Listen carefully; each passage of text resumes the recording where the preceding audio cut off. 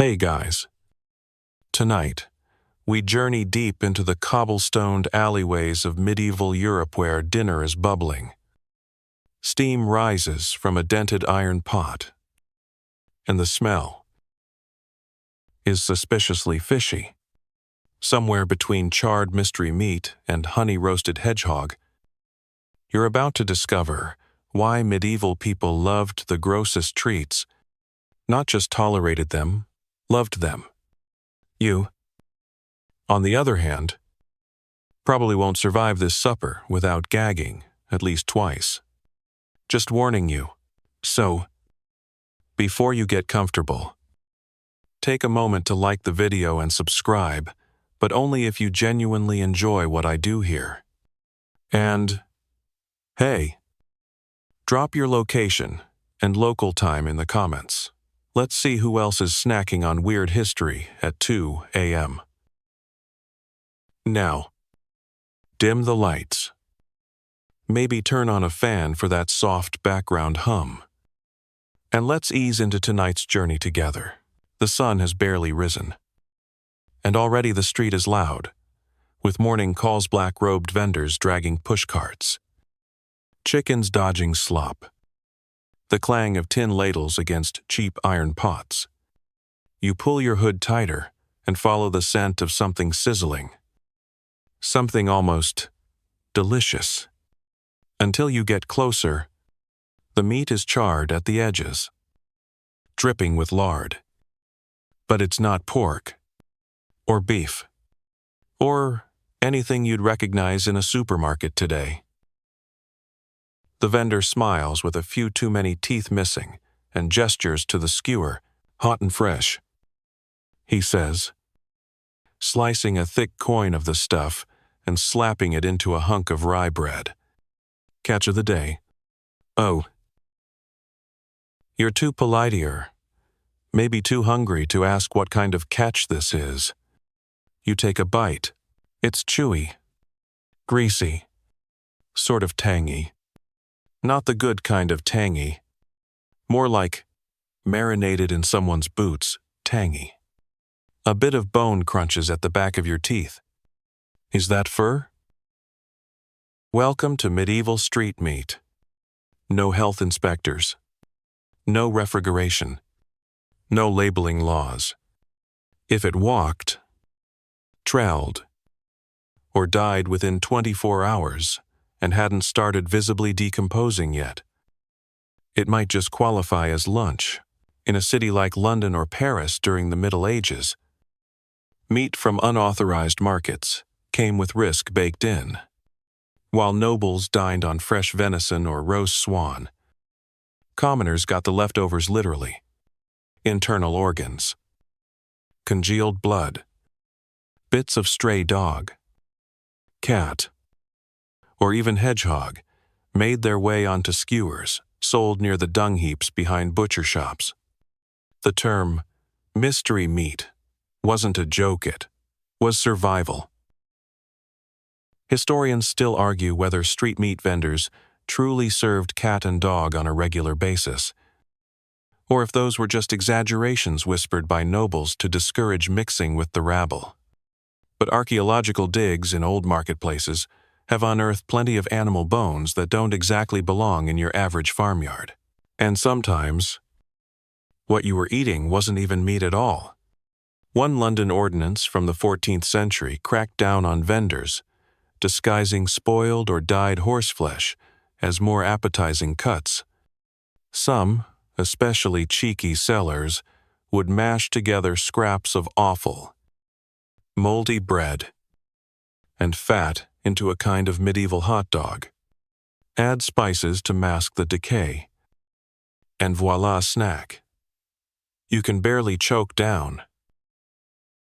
You wipe the grease from your mouth with your sleeve. Or try to. It just spreads.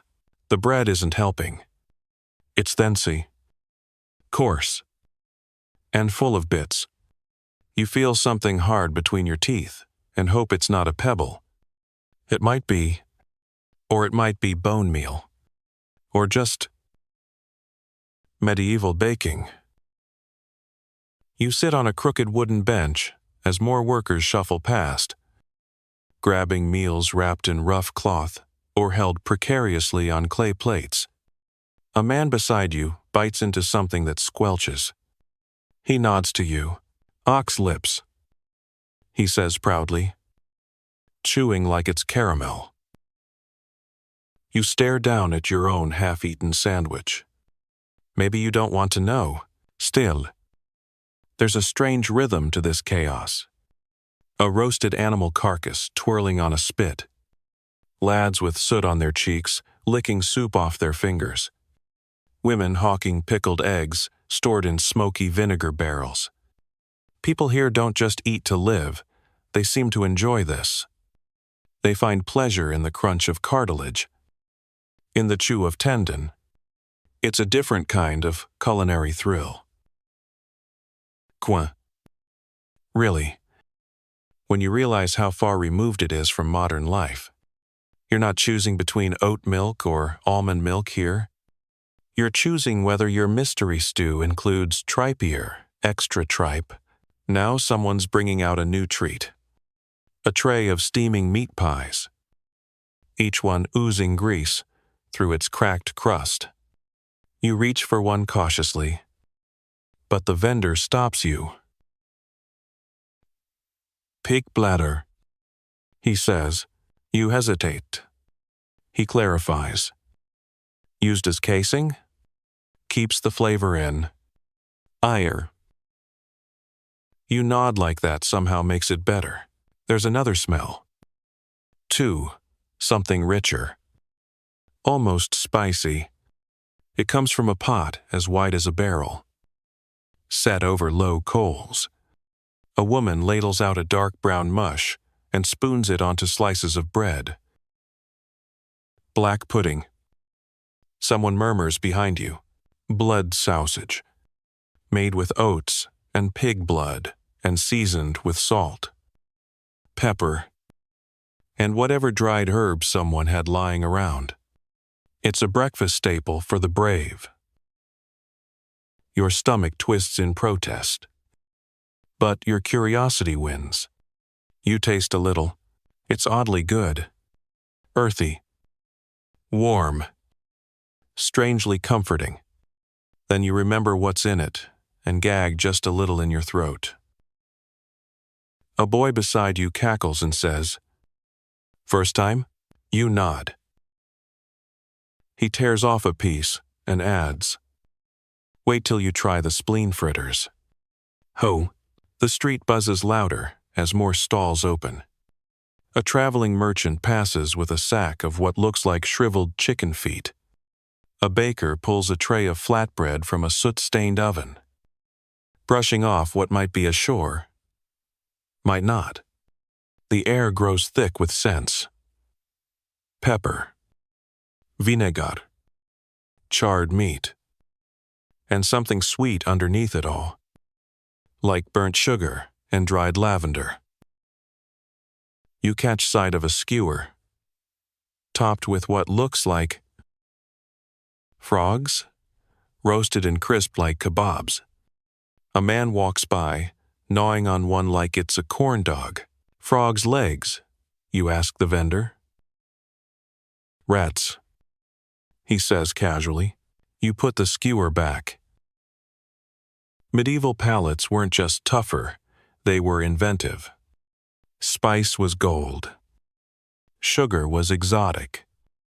And meat, well, meat was whatever you could kill, scrape off the road, or brine for long enough to pass off as edible. You glance back at your own breakfast. The bread is soggy now. The meat is a mystery. But you're no longer revolted. Just fascinated. You watch a woman hand her toddler a slice of eel pie. The kid eats it with glee. No gagging. No questions. Just bites and smiles. Maybe you're the strange one here. After all, food isn't always about flavor. Sometimes it's about culture, or pride, or desperation, or daring. And as you sit there, grease on your fingers, breadcrumbs in your lap, and at least 3 questionable bites in your belly, you begin to understand something very old and very true. If it's hot, doesn't bite back, and fills your stomach its dinner, the next meal sneaks up on you. Not because it ambushes your nose like the last one, but because it glistens, a shimmering, jelly-like mound is being spooned delicately onto trencher breadies. That flat hunk of stale loaf functioning as both plate and sponge. You lean closer, trying to make sense of it. It wobbles. It's vaguely translucent. And it smells fishy, maybe gamey. Either way, it smells wet. Welcome to the slippery world of jellied eels and medieval aspic. The first bite isn't easy. It's cold. The texture makes your tongue panic. Slippery. Then rubbery. Then weirdly gritty. Like someone added sand for fiber. But the flavor, if you can call it, that comes through in waves. Vinegar. Salt. Fin meatiness. And something like overboiled onion. You power through it like you're chewing moral obligation. Across the table from you, a local merchant is inhaling the stuff like it's cake. Best preserved dish in London, he says proudly. Caught 'em fresh from the Thames this morning. Stilvrigling. You pause mid-chew. During the Middle Ages, eels weren't just a poor man's protein, they were an economic force. Historians still argue whether eel trade rivaled wool in sheer market volume, but records show thousands of eels changing hands as currency, durant payment, and holiday gifts. Because they traveled well and didn't spoil easily, eels were perfect for salting, pickling, and yes, boiling into jelly.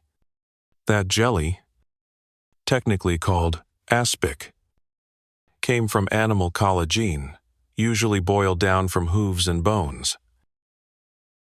So, yes, you're currently eating a shimmering jelly made of fish, suspended in pigfoot goop, served cold. How's your appetite? What's worse is how celebrated this treat is. In noble households, aspic becomes an art form. Shapes, layers, even flower petals trapped inside like edible fossils. Some kitchens added gold leaf or swan feathers. Others molded it into animals or castles. You take another bite and try to imagine why anyone would want their dinner to bounce when poked. To your left, a potboy dumps another tray of eels into a copper cauldron, their pale bodies twisting like spilled ribbon. You suppress a shiver. Outside, a vendor hawks the street, version rougher and faster. Chunks of eel boiled into a greasy broth, then cooled until it firms into a grayish slab. Served, sliced, and often topped with parsley or a splash of ale vinegar. You try that one too, mostly out of peer pressure. It's not worse, just different, slimmer. There's a story floating around town about a bishop who once died choking on an eel bone mid-feast. Supposedly, he was laughing at a joke about fasting when it happened. Serves him right, says the local priest, who's currently spreading eel jelly on his rye bread like butter. You blink at the casualness of it all. It's like you wandered into a parallel culinary dimension where textures are more important than taste. And sliminess is not a flaw, but a feature.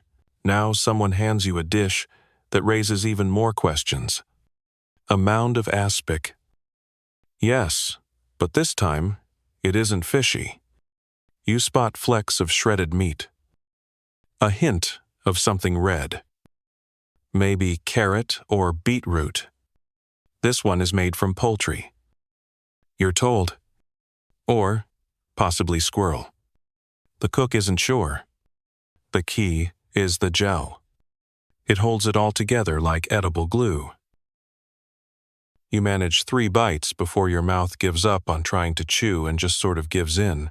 Back in Noble Kitchens, the preparation of aspic was a matter of pride. Getting the gelatin ratio just right required boiling down bones and feet for hours, skimming off fat, seasoning with herbs, and cooling it in elaborate molds. Some recipes even called for almond milk, rose water, or saffron.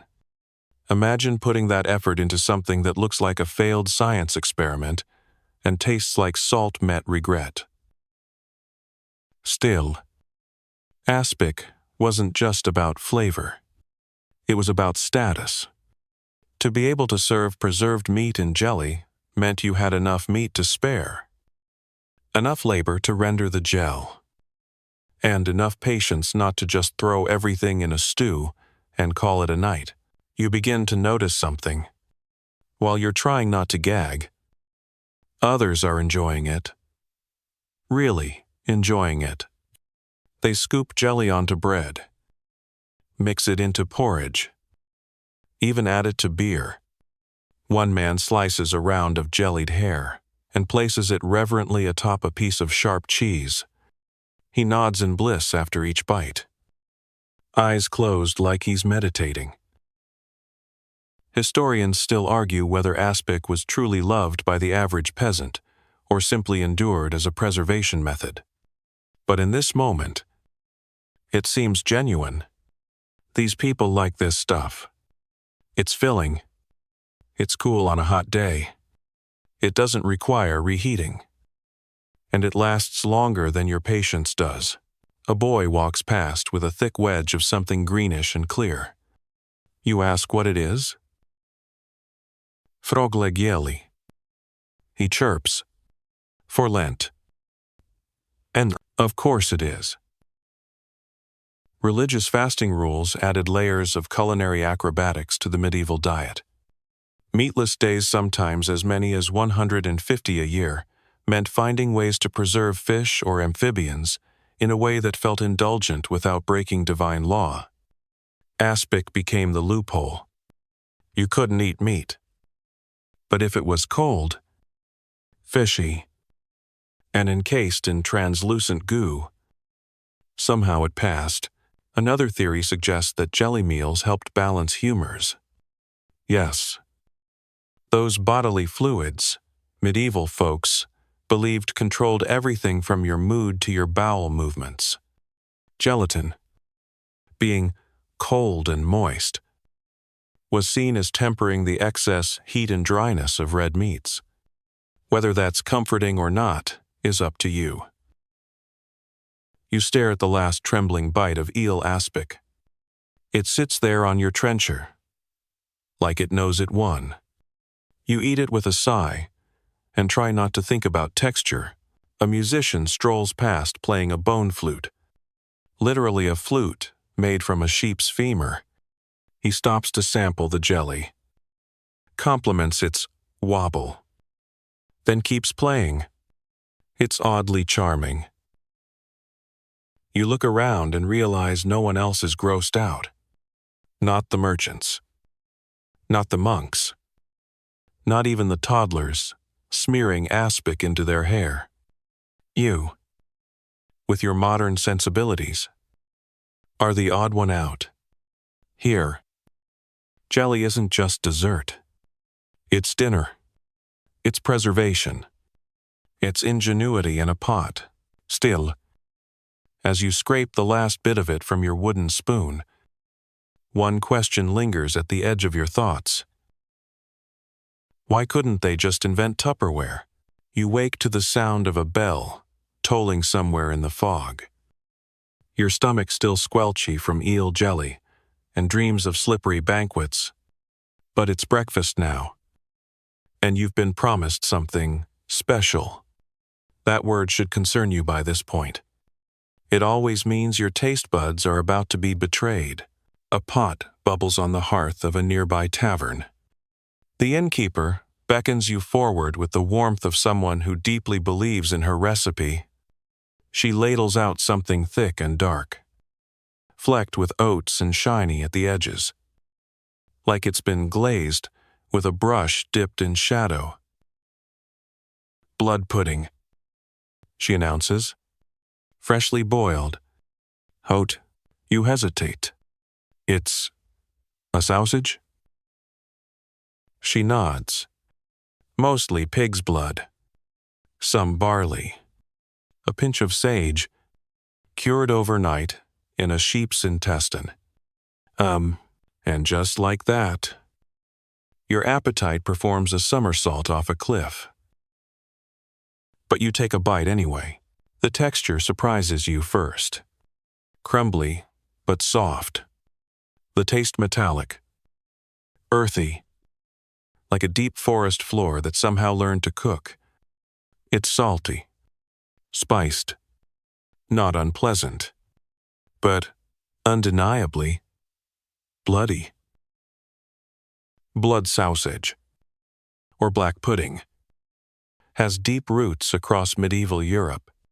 It's a triumph of the no-waste philosophy, turning what might otherwise be discarded fresh animal blood into a dense, protein-rich meal. You try not to think about how quickly blood spoils, if not handled correctly. Medieval people didn't have thermometers or sterilization.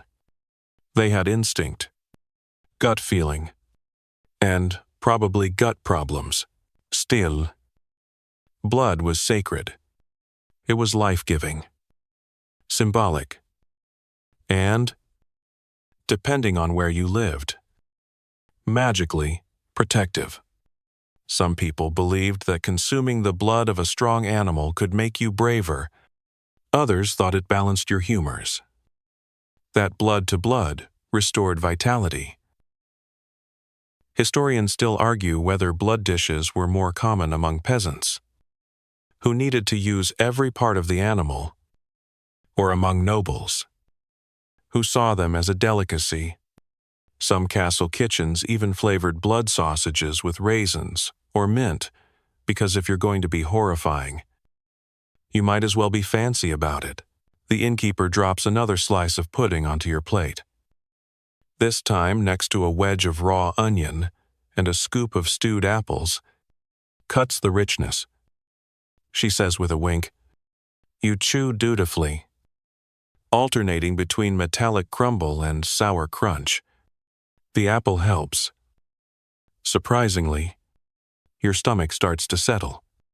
You're not exactly enjoying it, but your body recognizes it as food, which is a win at this point. A group of workers shuffle in for their morning meal. Blood pudding, ale, stally bread, and because variety is the spice of lifa, thin onion soup thickened with egg yolks, no one questions the menu. No one blinks at the black sausage on their plates. You're starting to understand the rhythm here. Food isn't pretty. It's not plated with tweezers. It's practical, seasonal, and often, it's about survival. One man offers you a different version of the sausage fried to a crisp. The outside crackles like burnt sugar. The inside stays soft and warm, like a chewy brownie made of iron and sorrow. You manage to swallow it without flinching. Progress. Then someone mentions the blood cake served in a nearby village. Boiled pig's blood, flour, and animal fat, poured into flat pans and baked until firm, served cold, like a dense brownie with identity issues. You try not to picture it. You try even harder not to imagine eating it with honey. As some reportedly do, Now a friar leans over and starts explaining the rituals behind blood collection. Apparently, the process had to be swift and reverent. The animal's throat was slit, and the blood caught quickly in bowls or bladders before it could clot.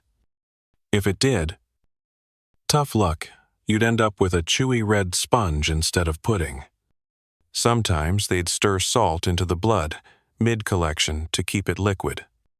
You nod politely, slowly backing away from your plate. Nothing goes to waste, the friar says, clearly quoting a philosophy he's lived by for decades. The Lord provides, and we collect. You wonder who first looked at a bowl of fresh blood and thought, you know what this needs? Oats. Another local interrupts your thoughts with a platter of spiced blood fritters. These ones are pan-fried patties, made with pig's blood, onion, and stale barley bread crumbles.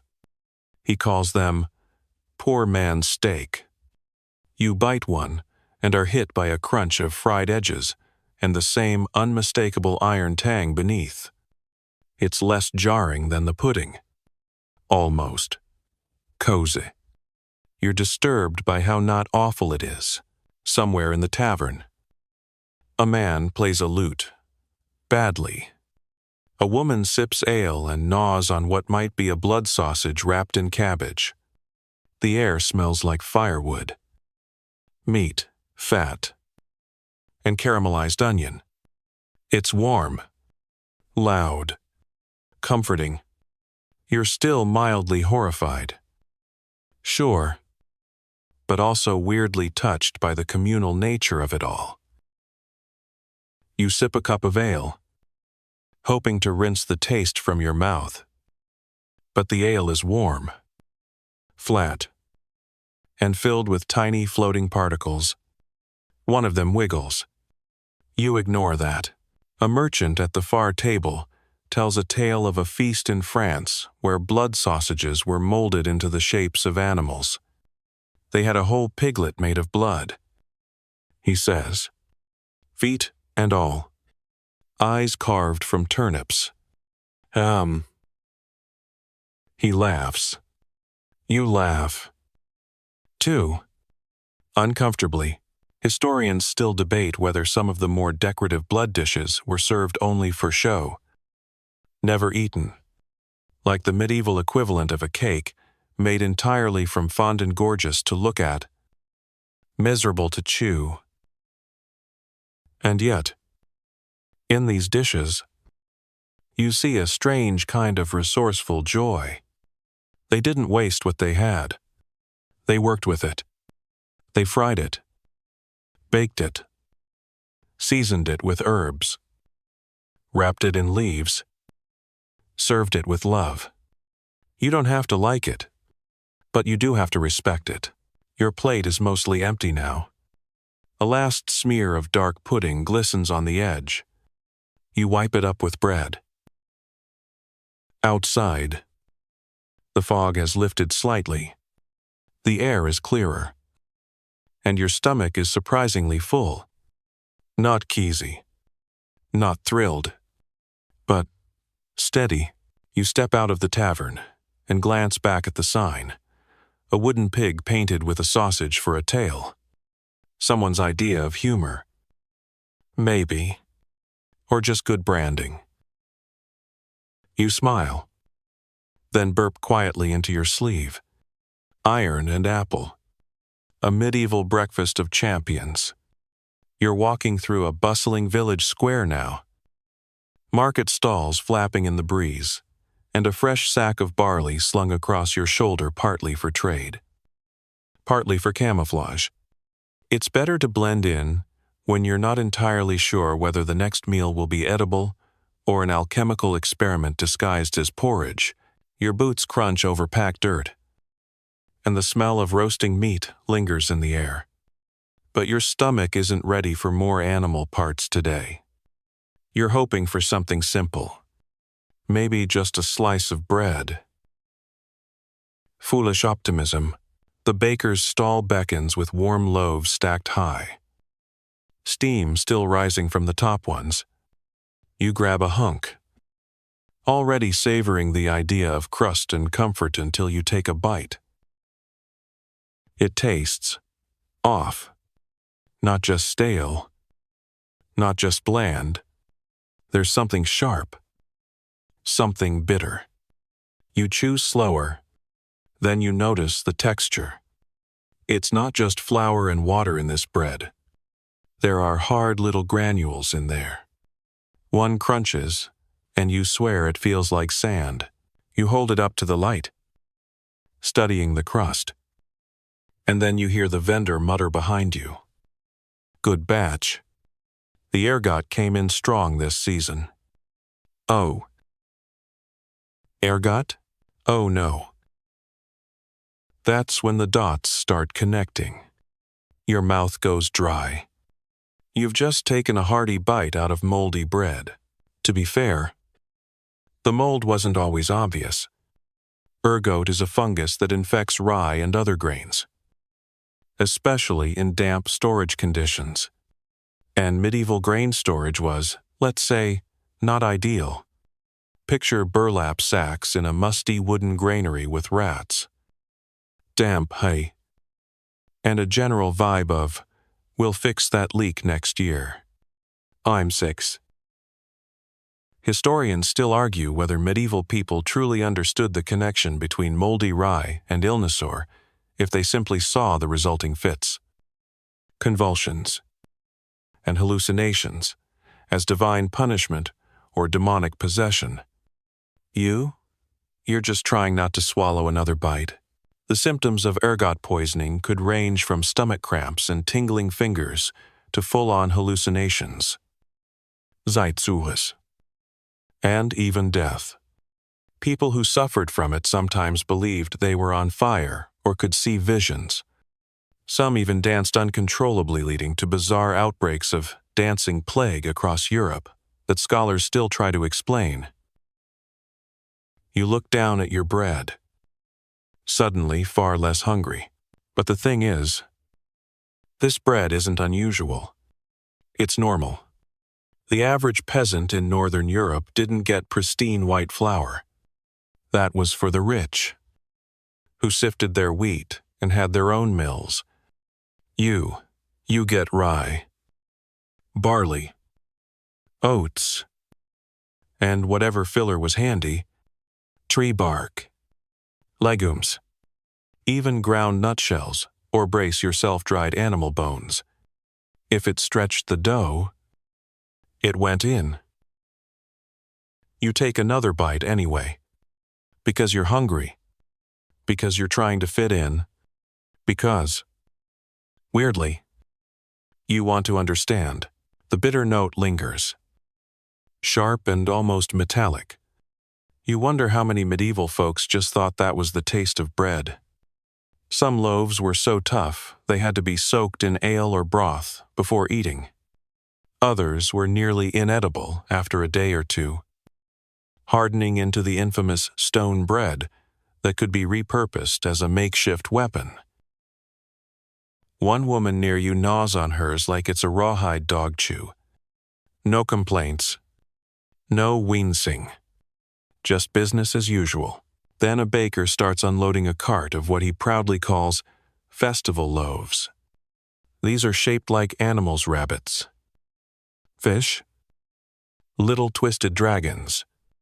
They're meant to be fun, decorative, a treat for feast days, but even they're coarse and filled with hard bits.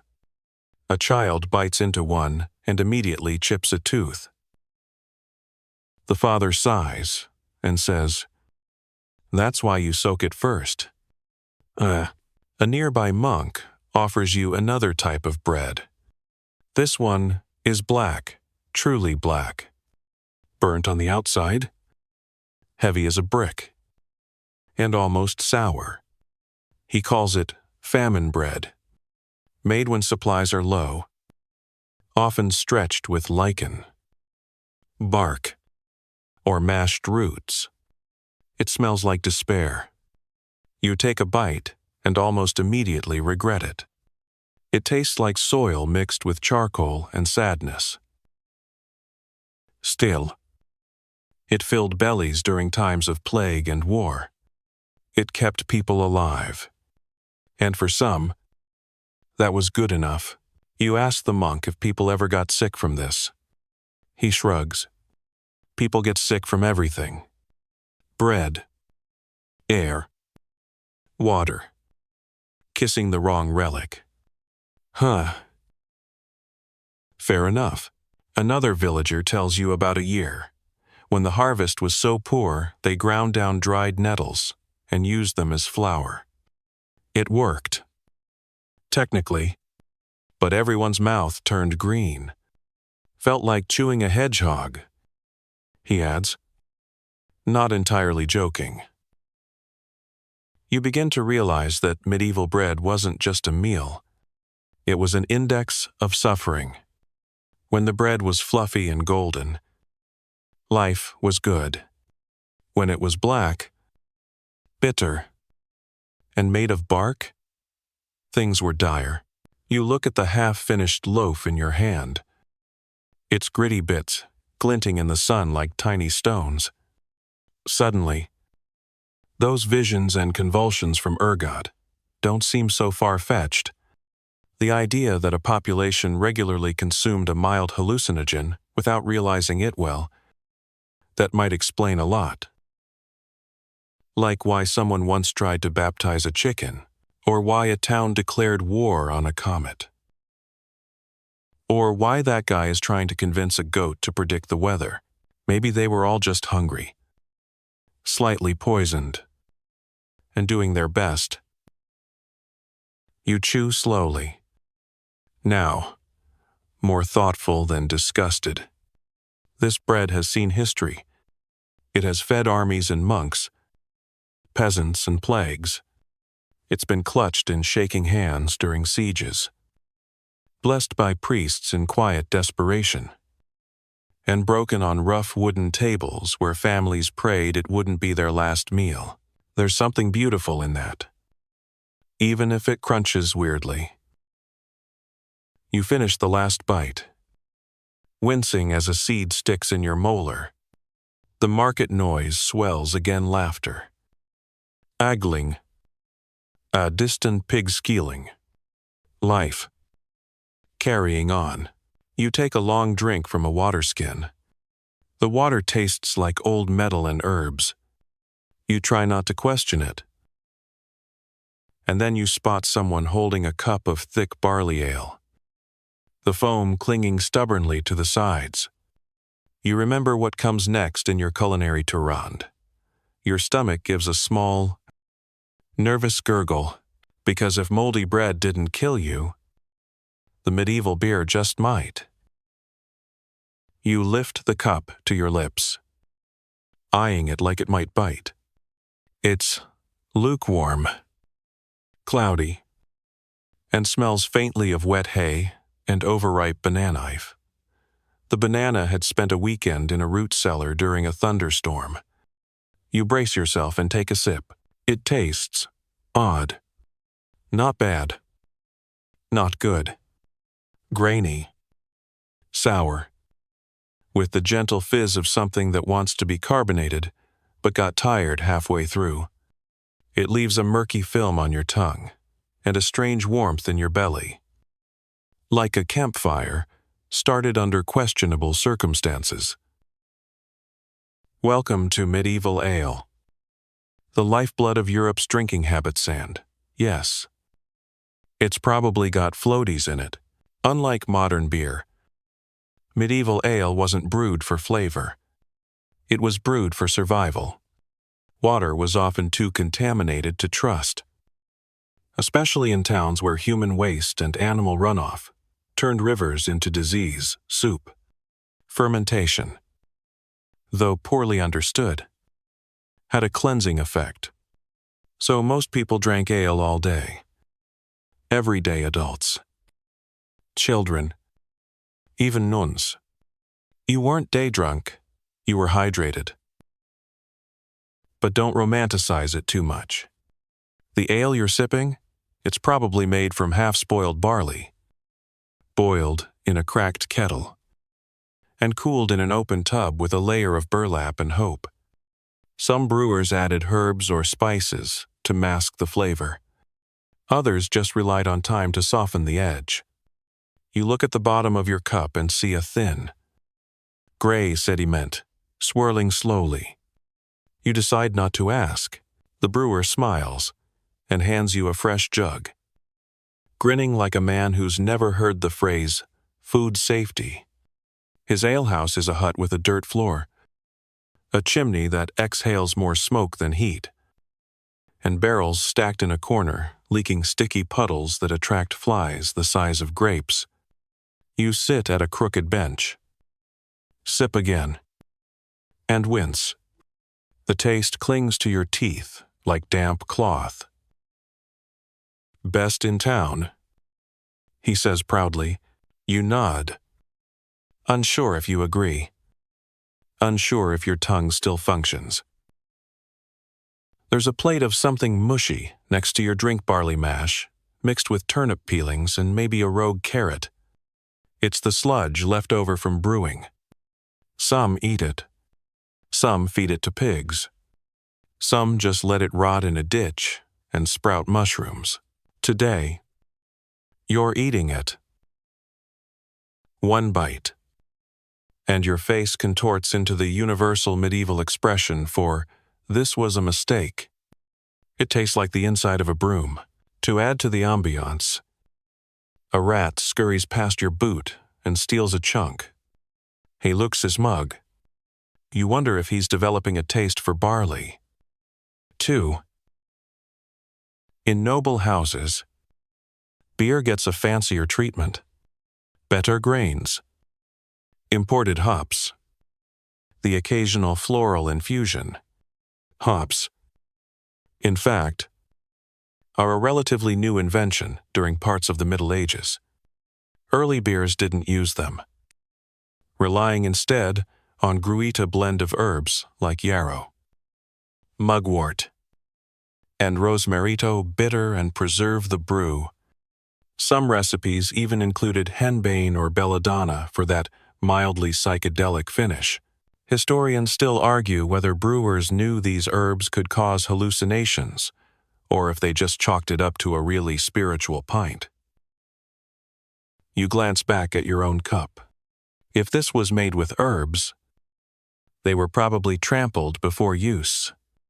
Still, you're warm now, a little buzzed, less squeamish about the mush on your plate.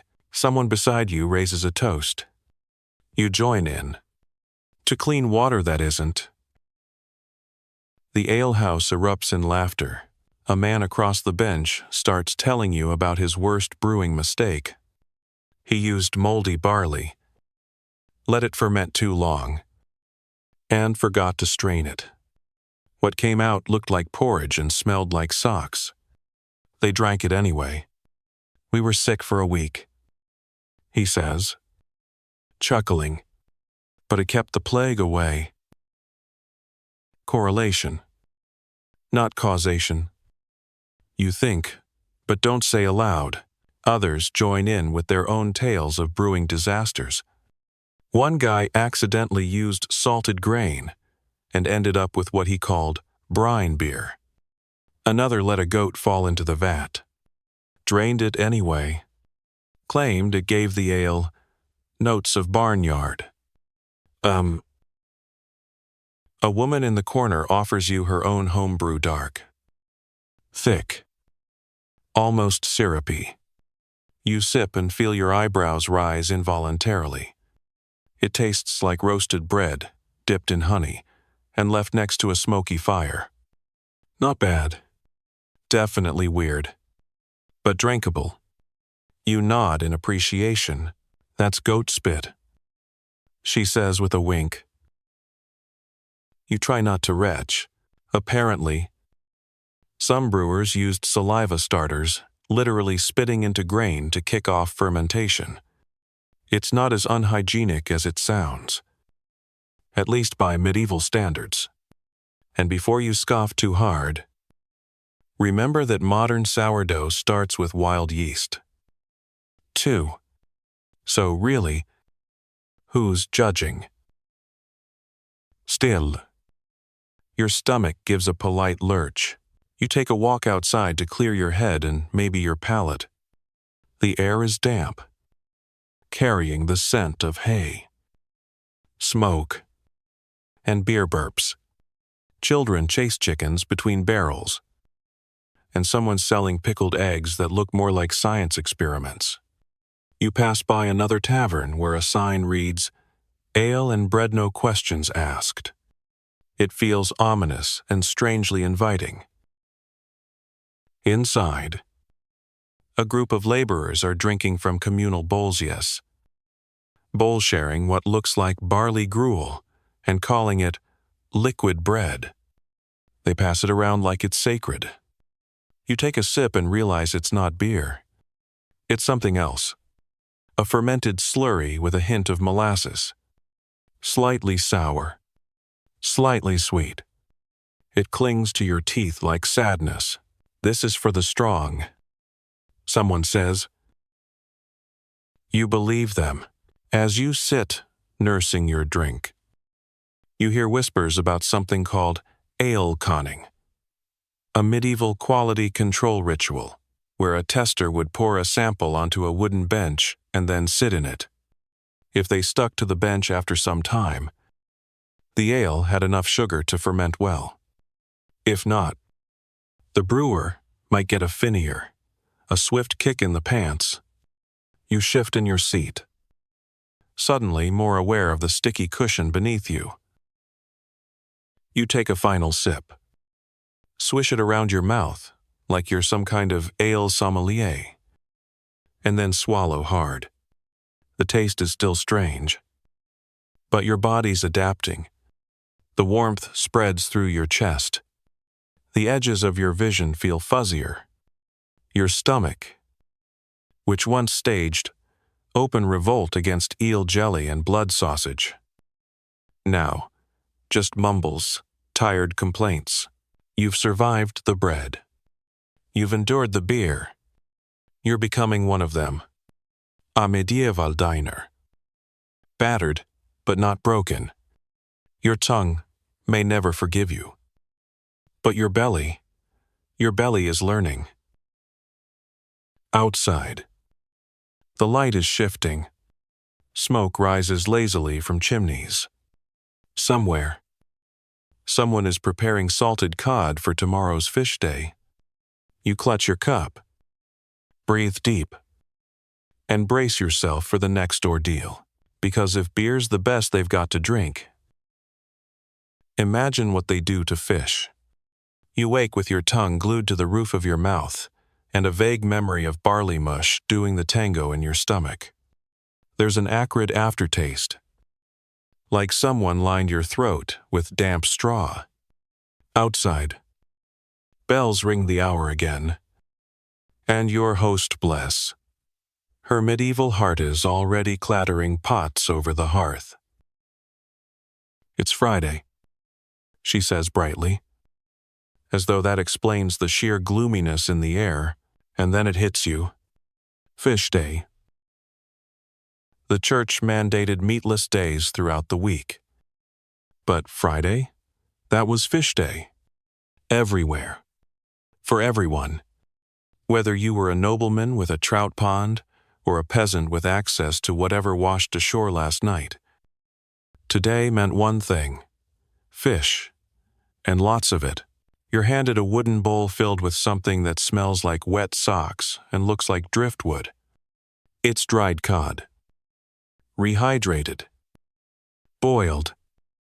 And then mashed with garlic. Vinegar. And if you're lucky, some herbs. If you're not lucky, you get the same without the herbs. Judging by the color of your bowl, you are not lucky. The first bite is salty. That's the best thing you can say about it. It flakes apart in a way that suggests it used to be food. Long ago. Now it's more like sea-flavored insulation. Chevre. dry, with a faintly fishy aftertaste that builds as you chew, like seaweed that went bad in a rain barrel. Dried Kodor stockfish, as it was often called, was the backbone of medieval fish days. And by backbone, we mean that sometimes the literal backbone of the fish was served to you, bones and all. Trade routes stretched from the icy waters of Norway and Iceland all the way to inland markets in France, Italy, and England. The fish was cleaned, flattened, dried on racks, and shipped as stiff as wood planks. You could build furniture out of it, if you weren't hungry. And it lasted forever. That's why they loved it. Salt it. Dry it. Smack it with a hammer. And 3 months later, voila, dinner.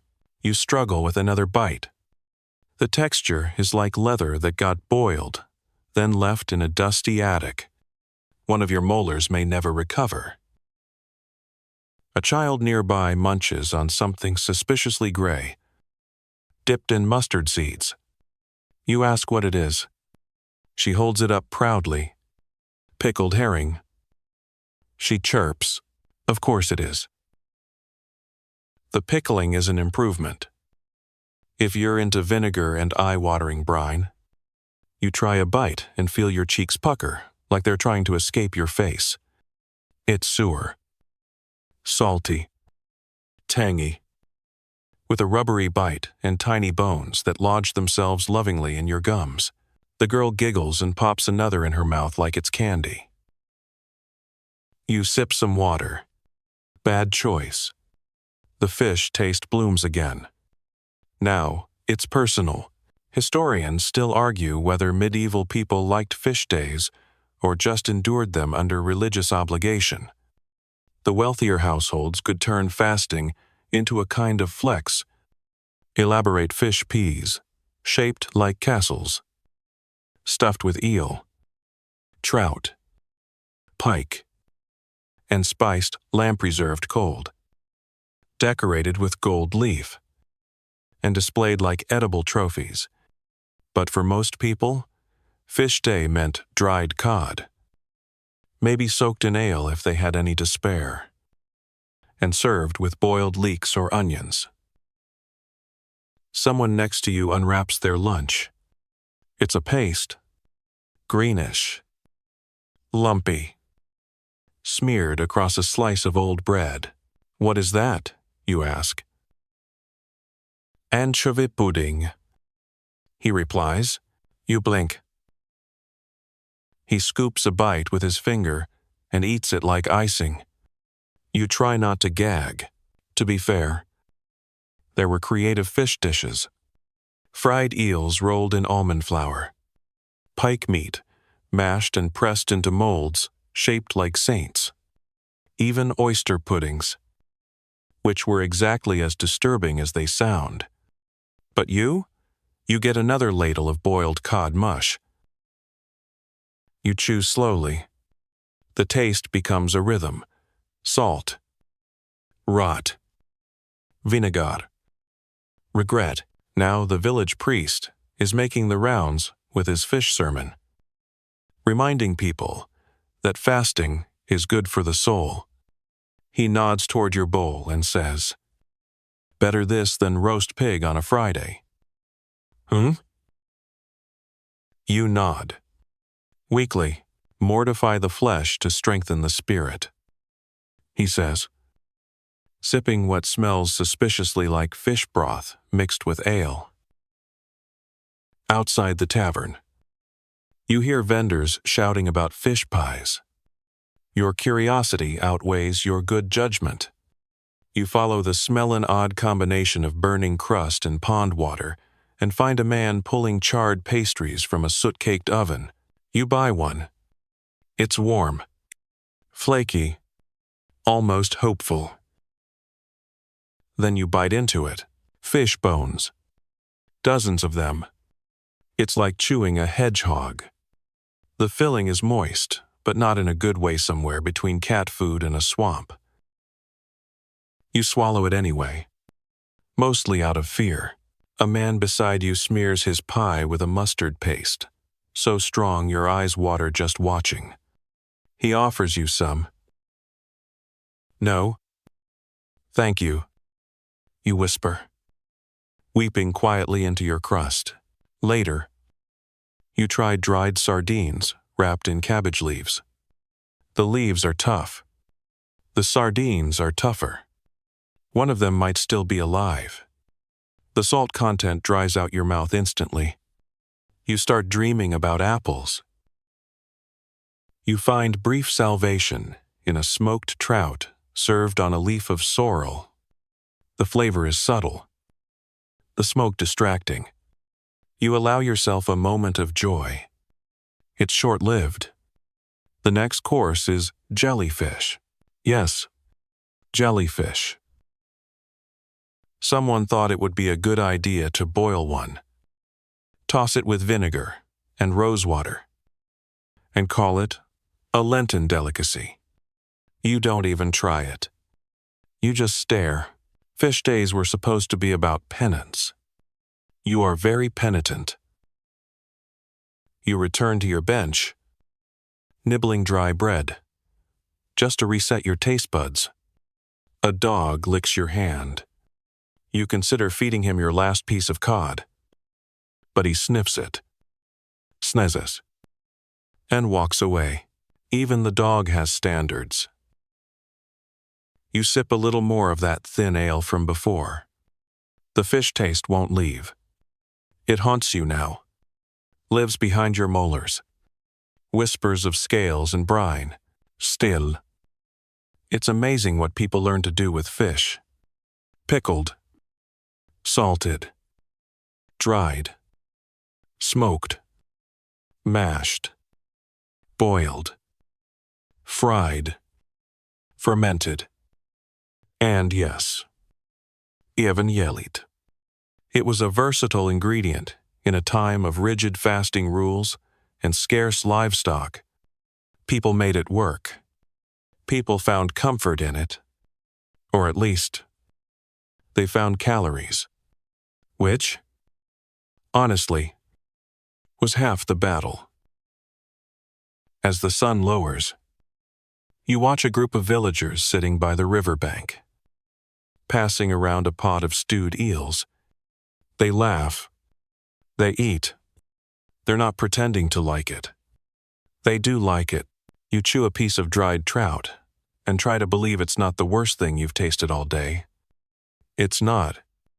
That honor still belongs to the anchovy pudding. You breathe in. The fishy smell is permanent now. It's in your hair, your clothes, your dreams, and tomorrow. When the ban on meat is lifted, you will cry tears of bacon.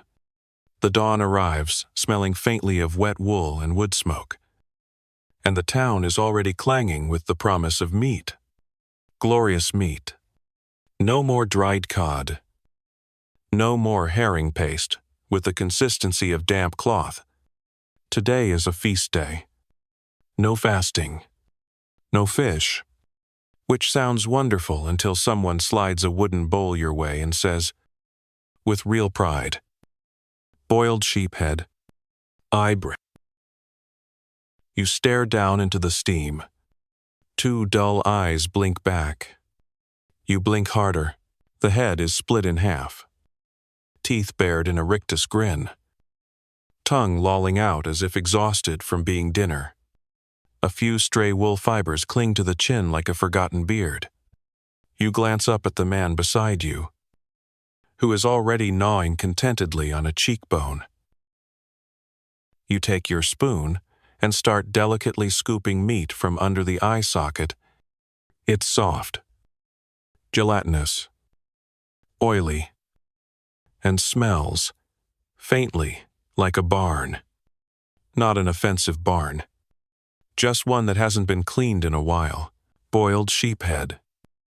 Often called brawn in various parts of medieval Europe. Wasn't just a rural tradition, it was a cherished delicacy, especially during colder months or special feast days when nothing went to waste.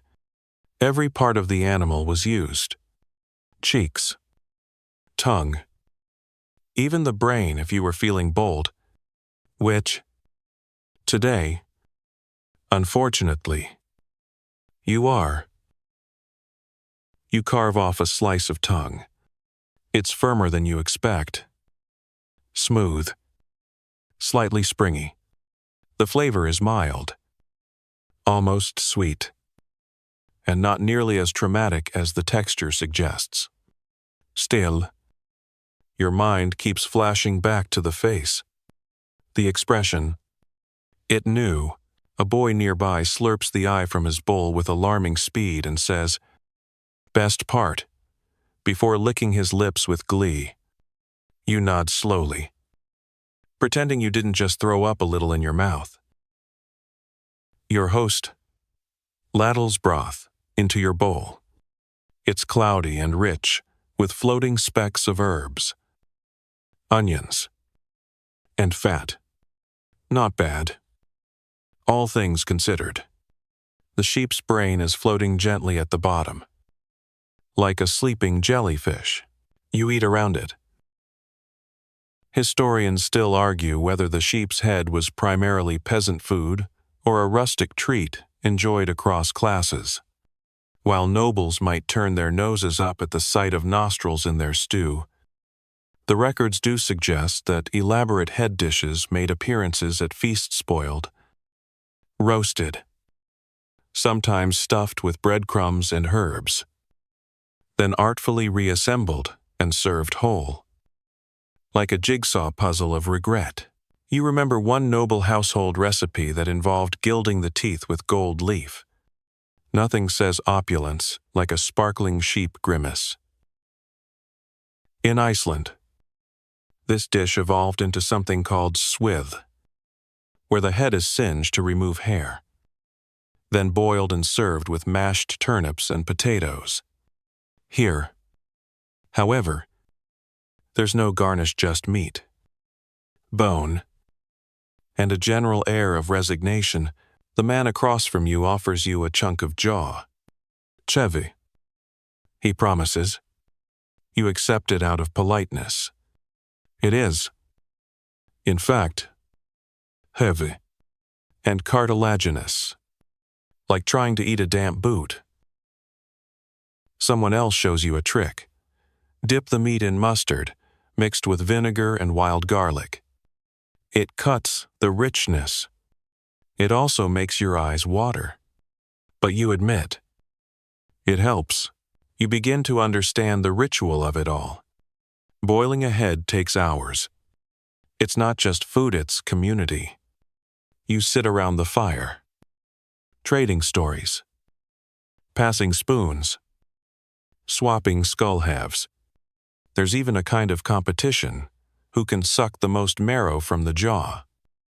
Who dares the first bite of brain? Who gets the eye? You do not get the eye. That honor goes to the old woman beside you, who has earned her place by sheer volume of cackling. And then, oh Noits, your turn to try the brain. It's soft. Too soft. It slides around on your spoon like it's trying to escape. You close your eyes, take a bite, and immediately regret having a tongue.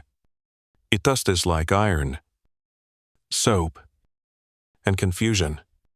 The texture is custard adjacent, but cursed. You chew because it seems respectful. You swallow because spitting is not an option. You stare into the fire and consider a vow of vegetarianism.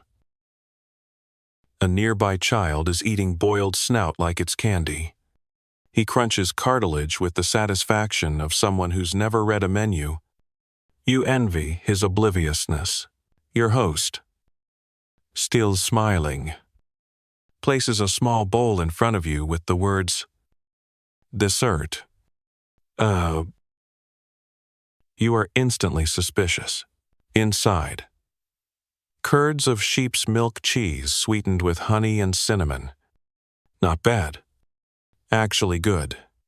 Creamy. Tangy. And blessedly unanimal-like. You could cry.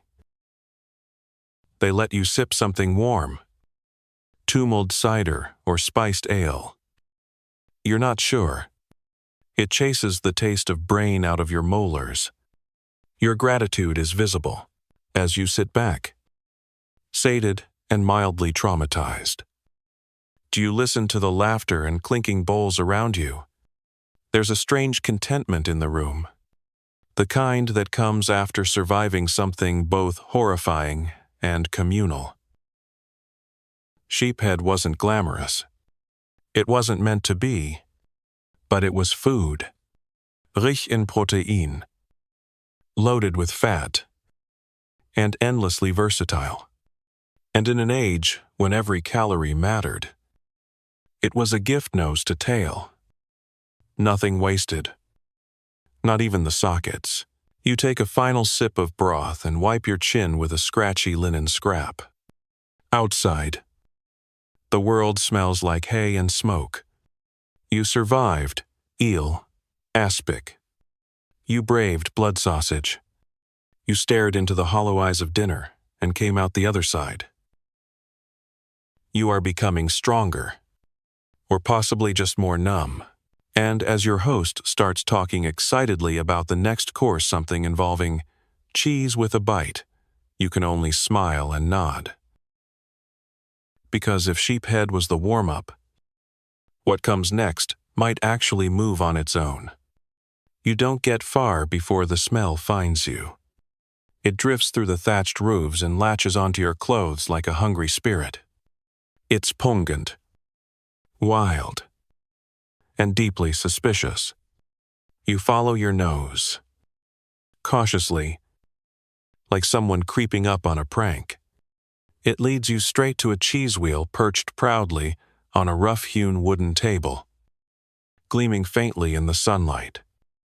As if it knows what it's done, the woman behind the table gestures at it like it's a gift from heaven. Local cheese, she says. Strong. Alive. Alive? You lean closer and immediately recoil. The odor is aggressiving. Unholy marriage of gym, sock, and wet cave. You're pretty sure your eyelashes curl inward. Still, you're already committed. You nod. Because that's what polite medieval travelers do. And she slices off a wedge. You notice the wriggling only after the piece is in your hand. There are things in it. You say weakly? She beams. Maggots. Of course. You've just been handed a slice of what would later be known in Sardinia as casu marzu, or rotten cheese. Technically illegal in many places today. Back then, it was just another delicacy, left to ferment with the help of cheese flies. The larvae break down the fats, creating a creamy texture that, allegedly, spreads like butter and tastes like an intense, fiery gorgonzola. Oh, you stare at the slice. It stares back. Or at least, it wriggles back.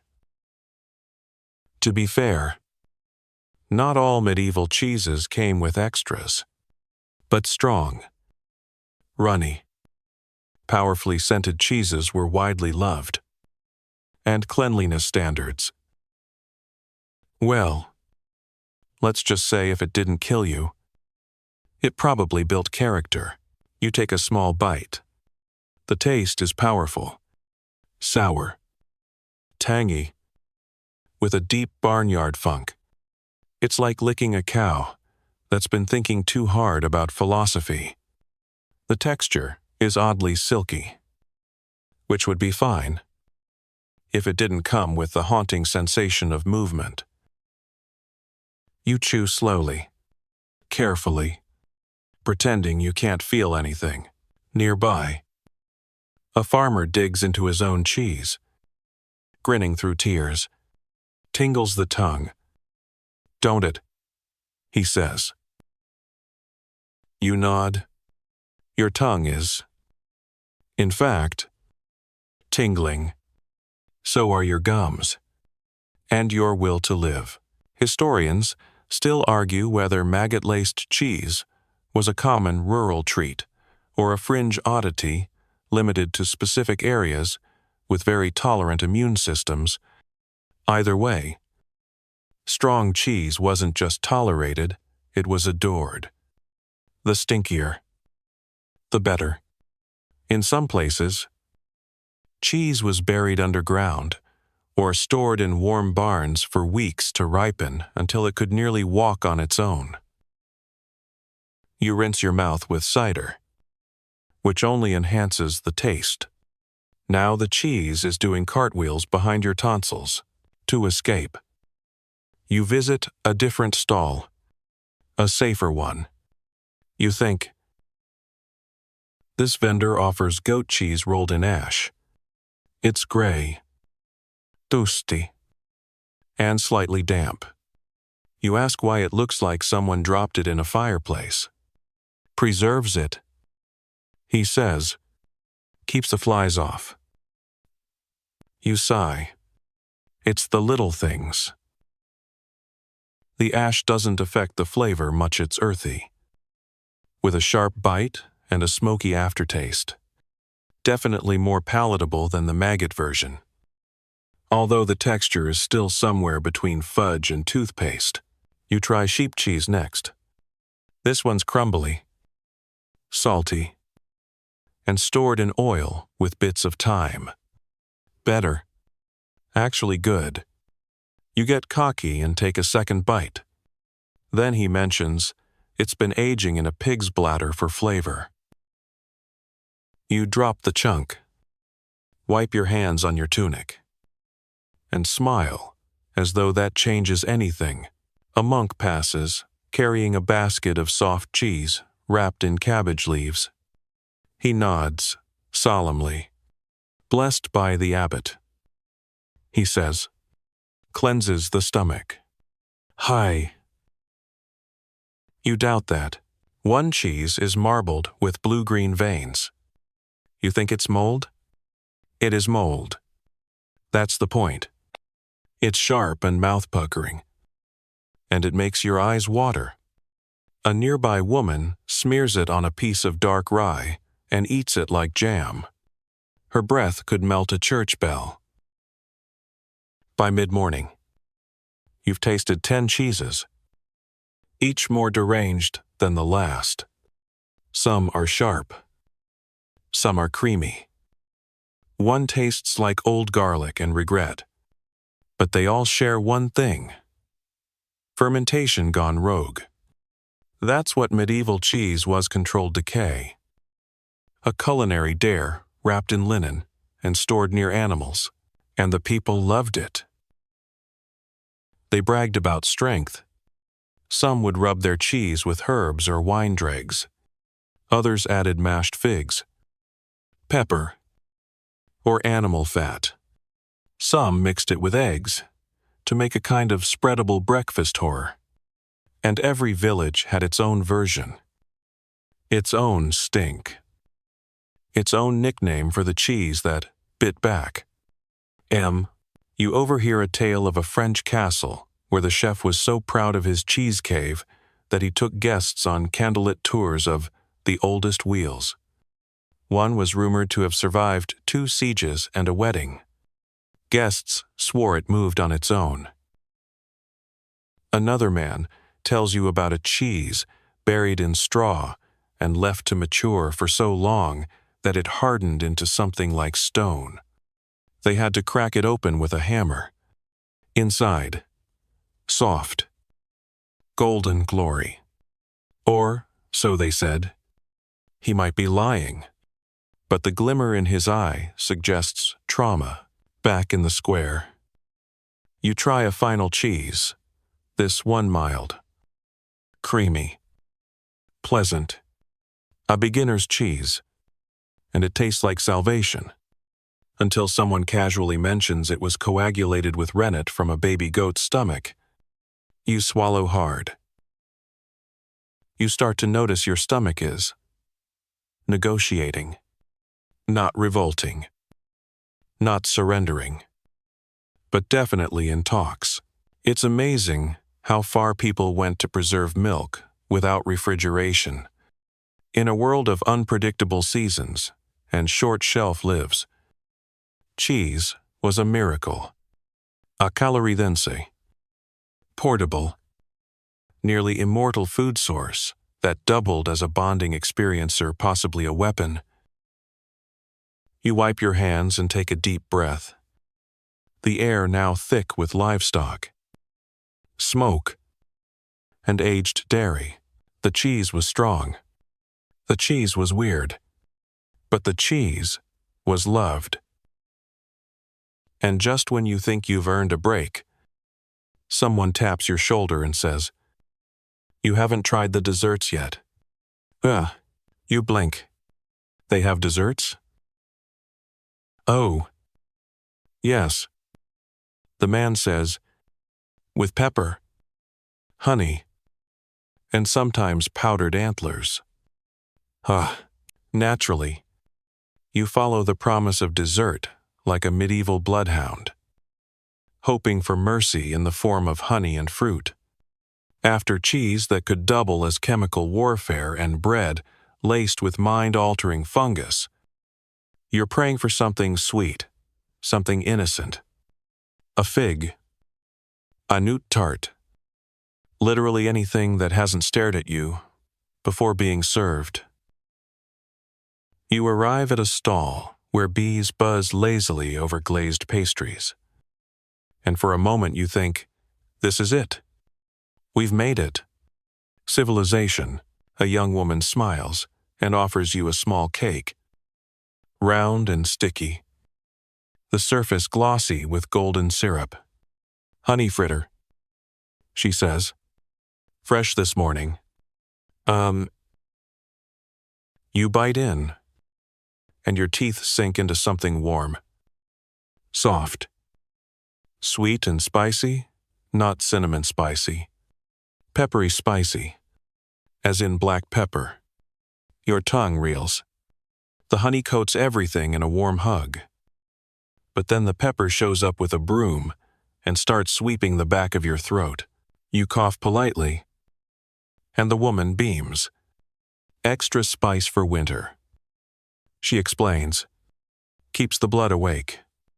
Of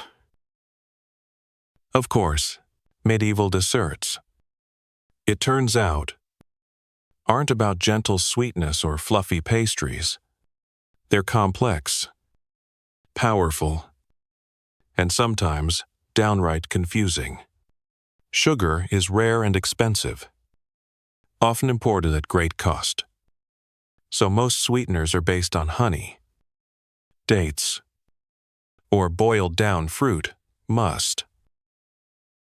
But medieval cooks love balance, so they pair sweetness with intense spice, black pepper. 2. Ginger, cloves, long pepper, even grains of paradise, a cousin of cardamom that sounds like it should be lovely, but tastes like pepper that got a promotion. You try a spiced pear cooked in wine, then dusted with ground pepper and saffron. It's tender, fragrant, and tastes like someone spilled perfume on your fruit salad. Somehow, it works. Sort of. Your taste buds are dizzy. Another woman offers you a wafer-thin, crisp, and studded with caraway seeds. It looks innocent. It is not. The flavor hits like sweet rye bread that got confused halfway through a midlife crisis. You chew, nod, and hope the next offering doesn't fight back. Next up, candied fennel seeds. These are actually good. Sweet, crunchy, and refreshingly herbal. You pop a few like breath mints and instantly regret asking what's next. "Marchpane," says the baker, proudly, lifting a slab of something pale and dense. You take a slice. It's almond paste, pounded smooth with rosewater and sugar. Rich, nutu, and floral like eating a bouquet with ambition. This was a favorite among the upper classes, shaped into elaborate sculptures, castles, swans, even entire knights wielding almond swords. The one in your hand is just a square, but it tastes expensive. Historians still argue whether commoners had access to this kind of luxury sweet or if they stuck to boiled fruit mash and honeyed barley cakes.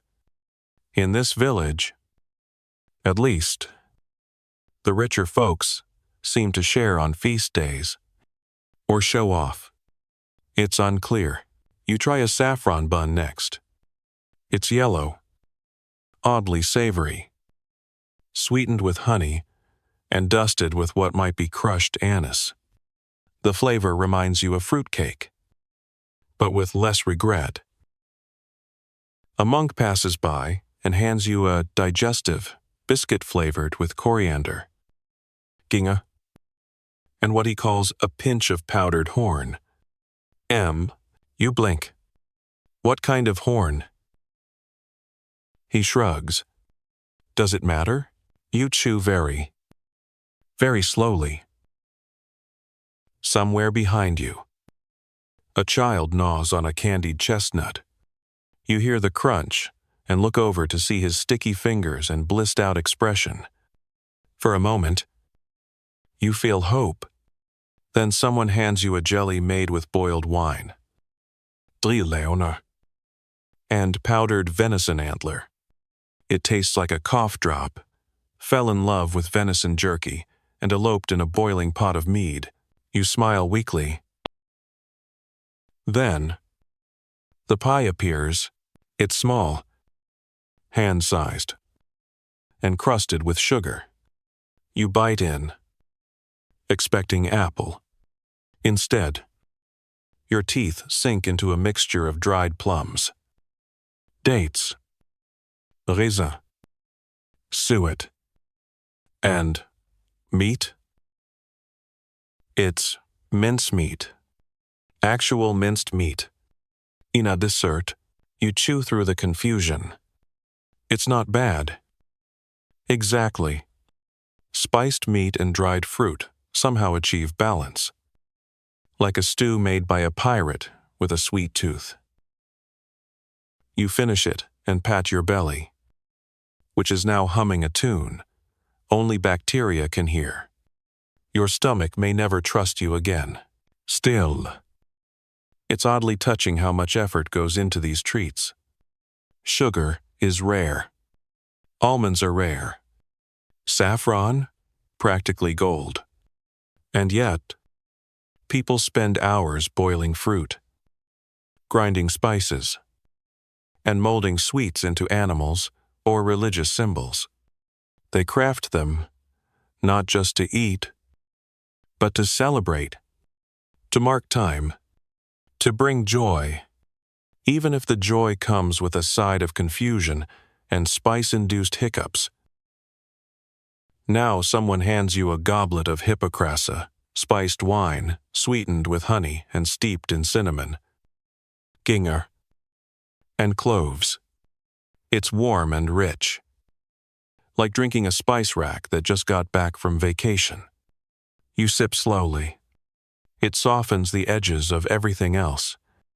Your tongue relaxes. Your mind begins to wander. A nobleman at the far end of the table is carving a marzipan peacock. Beside him, a dish of apple pudding, steamed in a sheep's stomach. You decide to stay away from that one. Baby steps. The sun is setting now, casting golden light on faces sticky with honey and smeared with jam. Children laugh.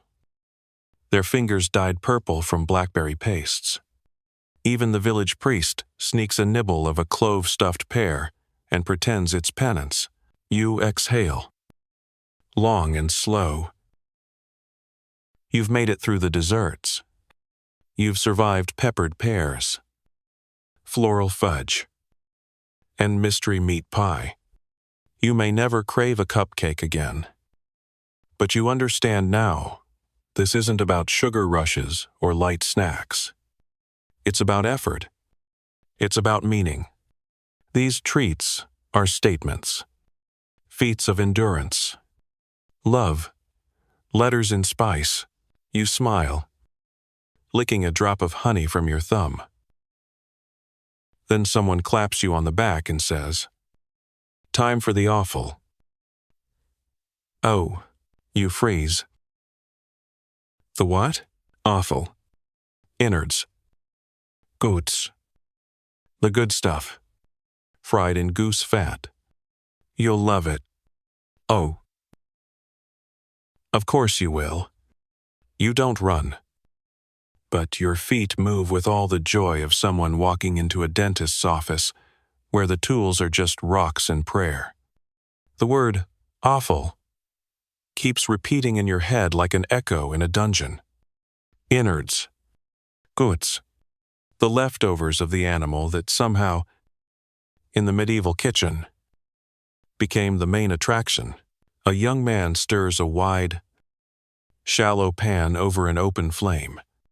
Goose fat sizzles angrily, spitting at the coals. In it, chopped bits of something. Tubular, some curly, some springy, all of them browning at the edges with the confidence of things that were definitely inside something else until recently. He grins and says, "Today's mix is spleen, lung, and just a touch of intestine. From a cow. Maybe a deer. Who can say?" You try to say, "No thank you." But your mouth forgets how to form words. And somehow, à moment la terre, a wooden skewer is in your hand, threaded with steaming chunks. You take a breath, then a bite. The first piece is chewy. Really chewy. The kind of chewy that makes your jaw reevaluate its contract. It tastes earthy, rich, and vaguely like a copper coin. You blink through it. The second bite is better, softer, almost creamy. Though you don't want to dwell on why, this is the reality of medieval offal. It was prized, not pitied. Liver, kidneys, tripe, heart, brain. Sweetbreads if it came out of an animal and didn't scream when boiled. Someone had a recipe for it. Every part had a use. It wasn't a matter of thrift, it was culinary pragmatism. Waste not. Want not. And to many, the organs had more flavor, more character than muscle meat ever could. Nearby, a woman slices boiled pig's liver into thin strips and coats them in barley flour before frying them in lard. She calls it Tuesday's luxury. You try a bite. It's bitter, dense, and oddly floral from the rosemary she threw in. You chew slowly. It's not delicious, but it's interesting, and it's filling. Historians still argue whether offal was looked down upon by the nobility or secretly adored behind closed banquet hall doors. Plenty of records suggest kings and bishops enjoyed elaborate organ dishes dressed in wine sauces, garnished with edible flowers or sweetened with dried fruits. But among the common folk, the approach was simpler: slice, salt, boil or fry, serve hot, and hope for no surprises. One man offers you a warm bowl of something grayish and quivering. You ask what it is. He says, "Lamb's lights." You stare. Turns out, lights is an old term for lungs. And yes, they're edible. Sort of. This version has been stewed with onions, vinegar, and mint. You try it. The texture is bizarre fluffy, yet rubbery, like biting a kitchen sponge soaked in mutton broth. Another dish shows up. Tripe. Cow stomach. This one's been cleaned, boiled, and then pan-seared with garlic and wine dregs. The honeycomb texture is unsettling, but the taste isn't terrible, just strong. Musky. You take a small bite and chase it with bread. Then comes the sausage. But not just any sausage. This one's stuffed with chopped heart, liver, and blood-soaked oats, all wrapped in sheep intestine and fried until crisp. It crackles when you bite it. The flavor is bold, metallic, seasoned with sage and regret. It lingers. You glance over at a boy gnawing on what looks like a popsicle of cooked kidney. He's thrilled. No gagging. Just joy. The same joy you had before this meal began. Across the square, an older man flips what he calls gut cakes on a griddle. It's a mash of intestine lining, garlic, wild herbs, and breadcrumbs, all formed into patties and seared until golden. They smell heavenly. You try one. The outside crunches. The inside oozes. You finish it anyway. To cleanse your palate, distracted, you sip some ale. It doesn't help. The flavor of kidney is now living rent-free in your jaw.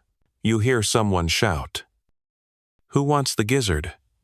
And a small crowd forms. Apparently, the gizzarda part of the bird's digestive tract is considered a delicacy when boiled and fried in goose fat. You watch someone bite into one, like it's a peach. You don't join in. And then someone brings you a slice of pâté. It's smooth, pinkish, topped with a thin layer of fat and flecks of thyme.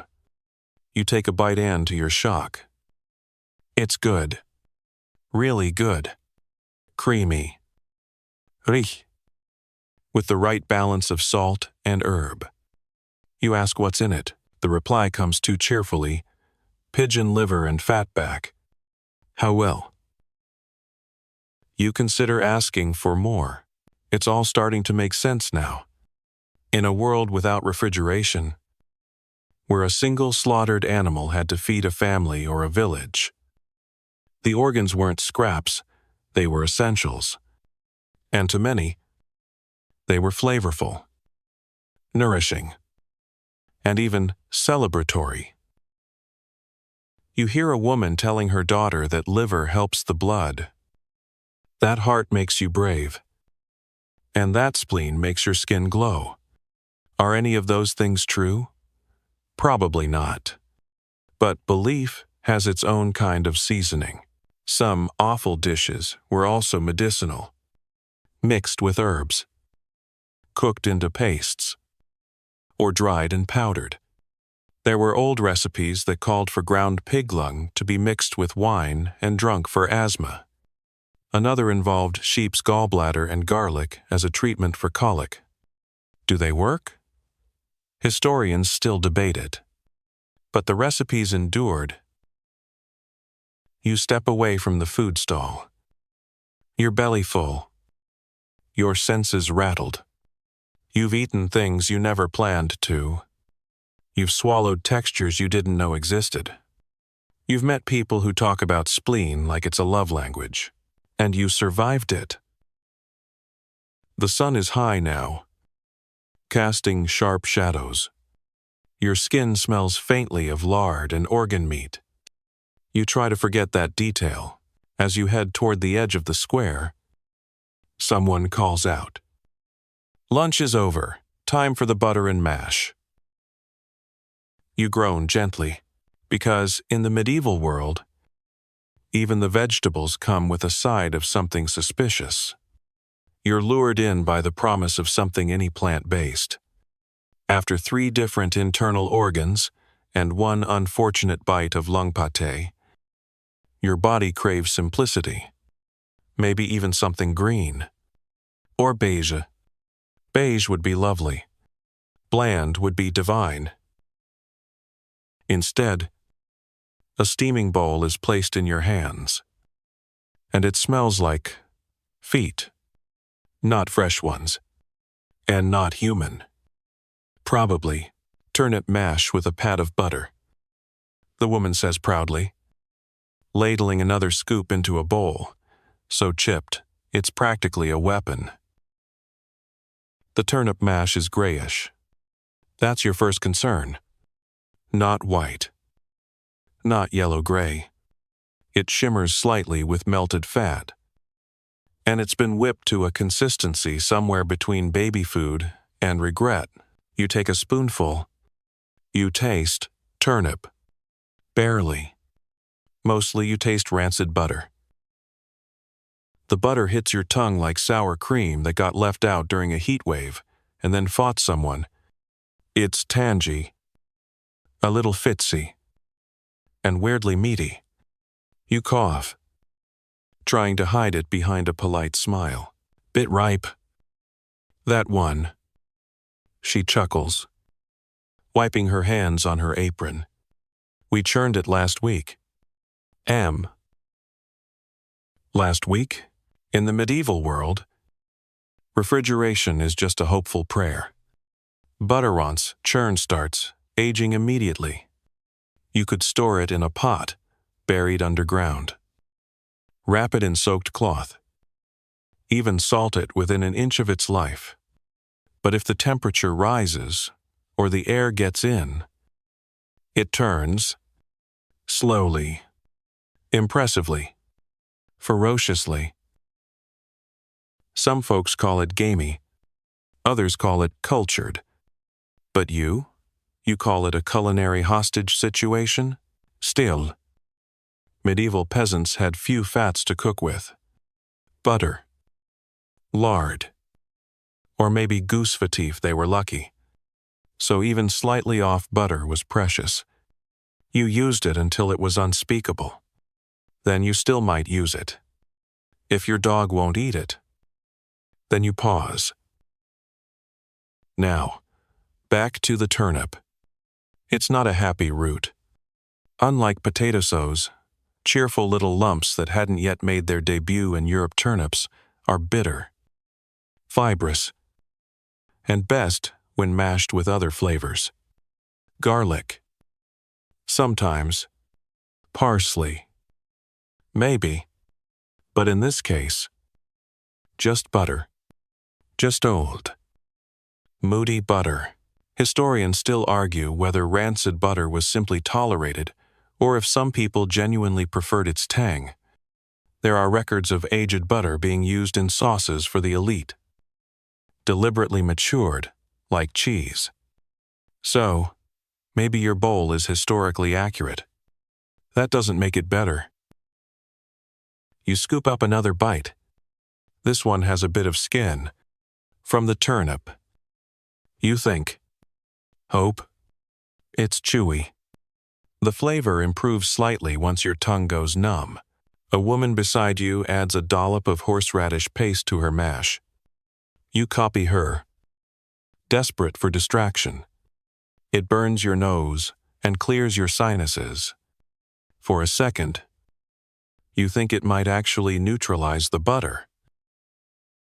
Then a child skips past, singing about butter ghosts. You don't ask. The table beside you hosts an array of other mashes. One is parsnip with almond milk. Creamy. Bland. Faintly sweet. Not bad. Another is carrot and pea mash. Cooked until unrecognizable, then beaten into submission with vinegar and herbs. That one tastes like salad dressing, at a campfire. You're not entirely mad at it. But none of them escape the butter. Everyone adds a pat, watching it melt into the folds like it's holy. One man uses two and brags about it. His neighbors nod approvingly. Butter is wealth. Even haunted butter. Now comes the bread. Flat rounds of barley and rye, baked until barely flexible, then smeared with, you guessed it, butter. Some people add herbs, some salt. One man adds dried eel flakes. You stare into the distance for a while. The butter at this table is pinkish. The cook says it's because of the sheep's diet, or maybe the crock it was stored in, or maybe time itself. She shrugs and offers you some anyway. You decline with a bow. She nods respectfully. You live to taste another day. In the corner of the courtyard, someone's roasting cabbage with melted butter and mustard seed. The smell is aggressive but oddly comforting. You try a bite. It's rich, spicy, sharp. Not fresh, but it has energy. You take another. A friar explains that butter was even used in medicines mixed with herbs to treat coughs, spread on burns, or consumed in small doses to cool the blood. Whether it worked is up for debate. But clearly, the stuff was everywhere. Cooking oil, salve, glue, miracle. If there were church relics made of butter, you wouldn't be surprised. You watch as a family unwraps a small crock of what they call spring butter, churned during early season when cows ate new grass. It's yellow, soft, sweet. You're invited to try, and for once finally it's good. Like sunshine trapped in fat. You close your eyes and pretend that's all there ever was. Then, from behind you, someone yells, "Who took my garlic butter mash?" You turn to see a scuffle breaking out over a wooden bowl. It smells like victory, and also like a dairy explosion. No one is injured, but a spoon is lost in the fray. You silently back away. Later, you learn about butter storage practices, how people buried butter crocks in bogs to keep them cool. Some of these bog butters have been found centuries later. Waxy and pale, still technically edible. You wonder what one of those might taste like, then decide to never wonder that again. By mid-afternoon, your stomach has accepted its new normal. The taste of old butter is now a background note. In everything, you feel like you could identify it blindfolded. It will probably haunt your dreams. Still, the mash has its charm. It's filling. It's warm. And after days of salted cod and boiled spleen, you find a strange comfort in this bowl of soft, lumpy, fermented fat-infused turnips. You finish the last bite with a slow sigh. Then someone mentions the stew pot. You glance up. Boar bile, they say cheerfully, thickened with barley and served with dumplings. You lower your spoon. Why is it always bile? The pot is wide and bubbling, and the color alone makes you pause. It's not kite green. Not quite brown somewhere between swamp water and melted bronze. Thick clouds of steam rise from its surface like it's thinking very hard about something unspeakable. A cheerful cook stirs with a ladle the size of a canoe paddle. He waves you over, beaming like he's about to change your life. Boar bile stew, he says. tastes better than it sounds, which is an awfully low bar. You lean over the pot and immediately regret it. The smell is sharp, almost minty, but in the way mint might smell if it had been stored in a leather boot for 3 weeks and marinated in vinegar.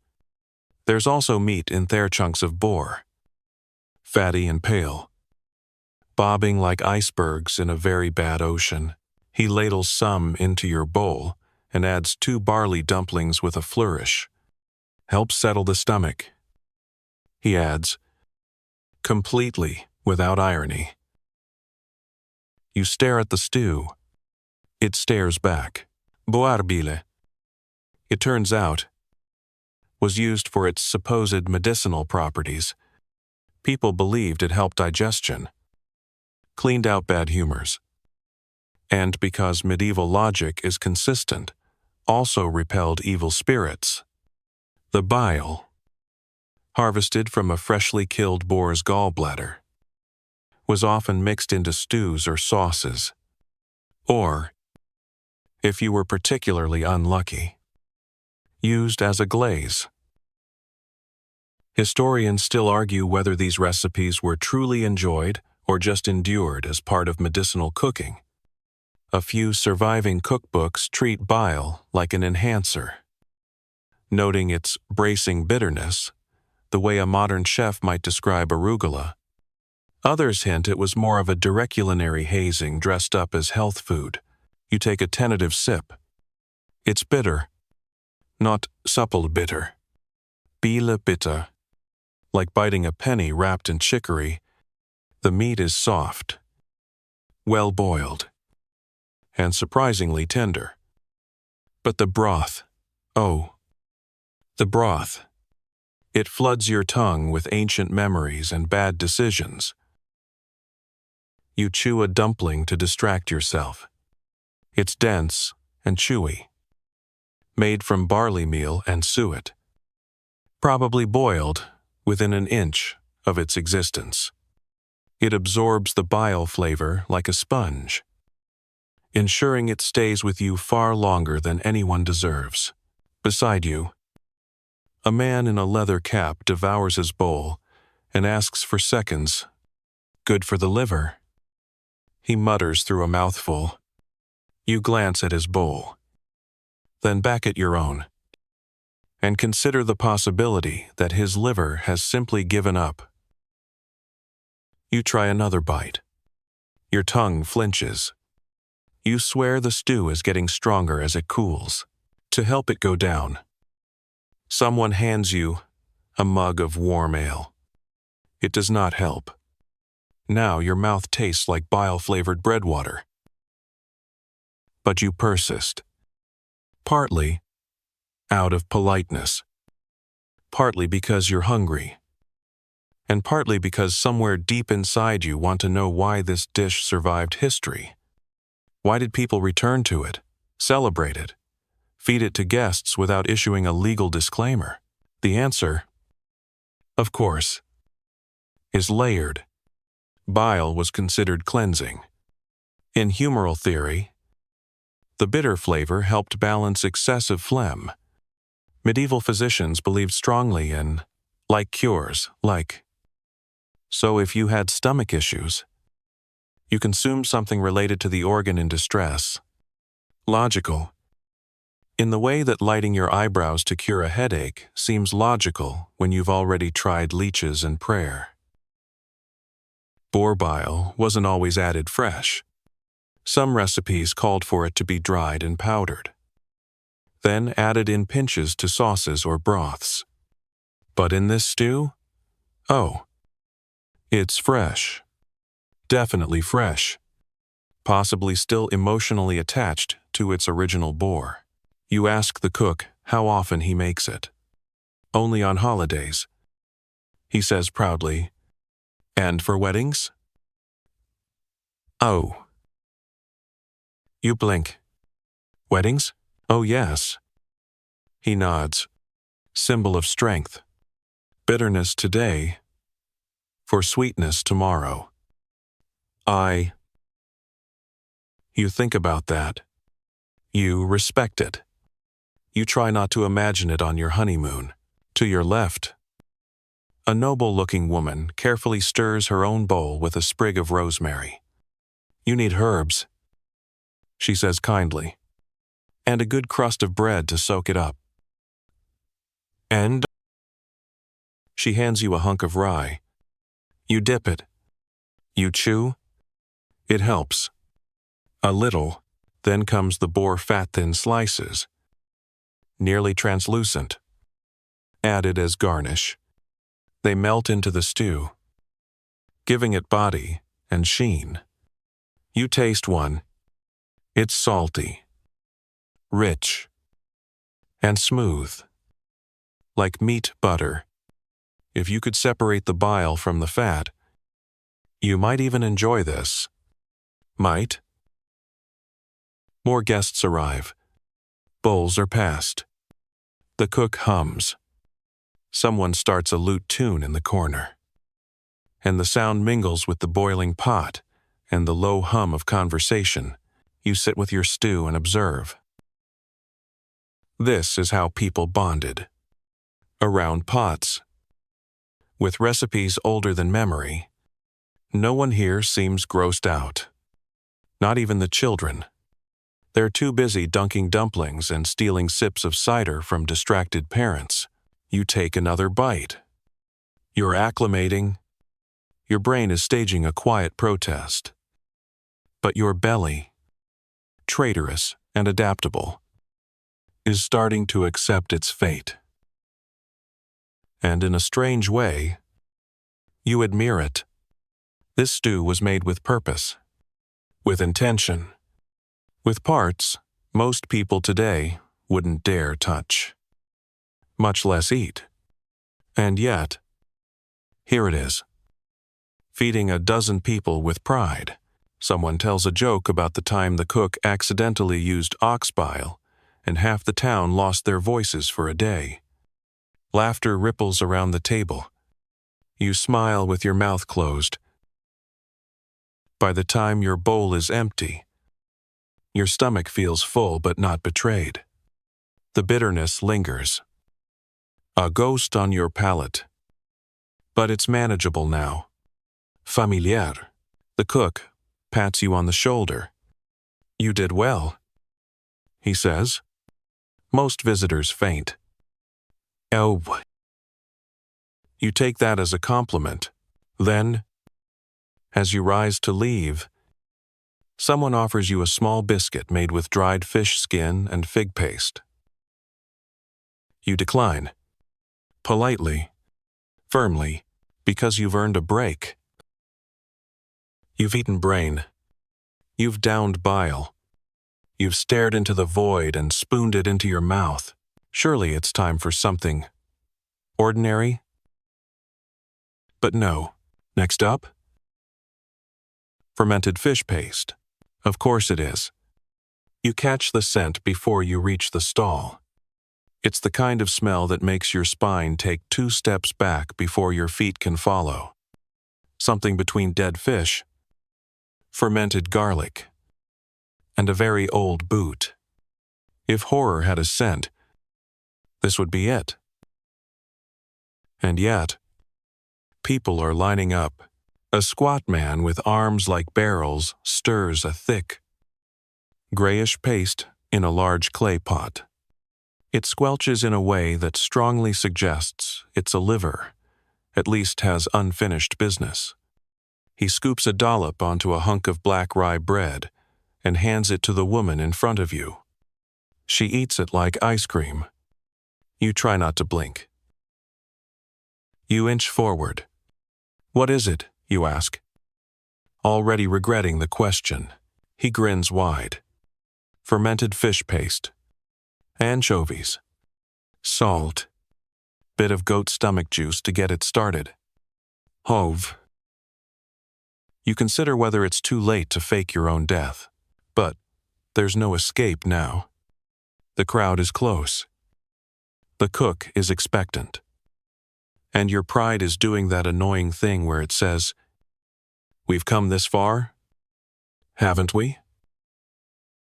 He smears a generous scoop of the paste onto your bread. The smell hits you full in the face. Your eyes water. Your soul files a formal complaint. Still. You bite. The first sensation is salt. Intense. Overwhelming salt. Then something sour. Then something funky. Not cheese funky. Rot funky. The kind of flavor that makes you forget your name for a second. You chew slowly, wondering which part of the fish you're tasting. Head, tail, vague regrets. This paste sometimes called garum. Sometimes liquamen. Sometimes just the fish stuff has ancient roots. The Romans were already fermenting fish guts into flavor bombs, centuries before medieval cooks embraced it. By the Middle Ages, versions of it were still used across Europe, particularly in coastal regions, where fish were plentiful and patience was low. You try another bite. It doesn't get better. But your taste buds have stopped screaming. Now they just whimper quietly in the back of your throat. Historians still argue how common fermented fish sauces were among peasants versus elites. Some believe it was primarily used by cooks in wealthy households, added in small quantities to stews and meats to mimic the umami we crave today. Others insist it was cheap, easy to make, and widely used in poorer communities, especially where salt and preservation were a daily struggle. A woman nearby dips boiled cabbage into her paste and hums with pleasure. You stare. Her cabbage collapses in the bowl like it, too, has given up. You ask the cook how it's made. You shouldn't have. Easy, he says.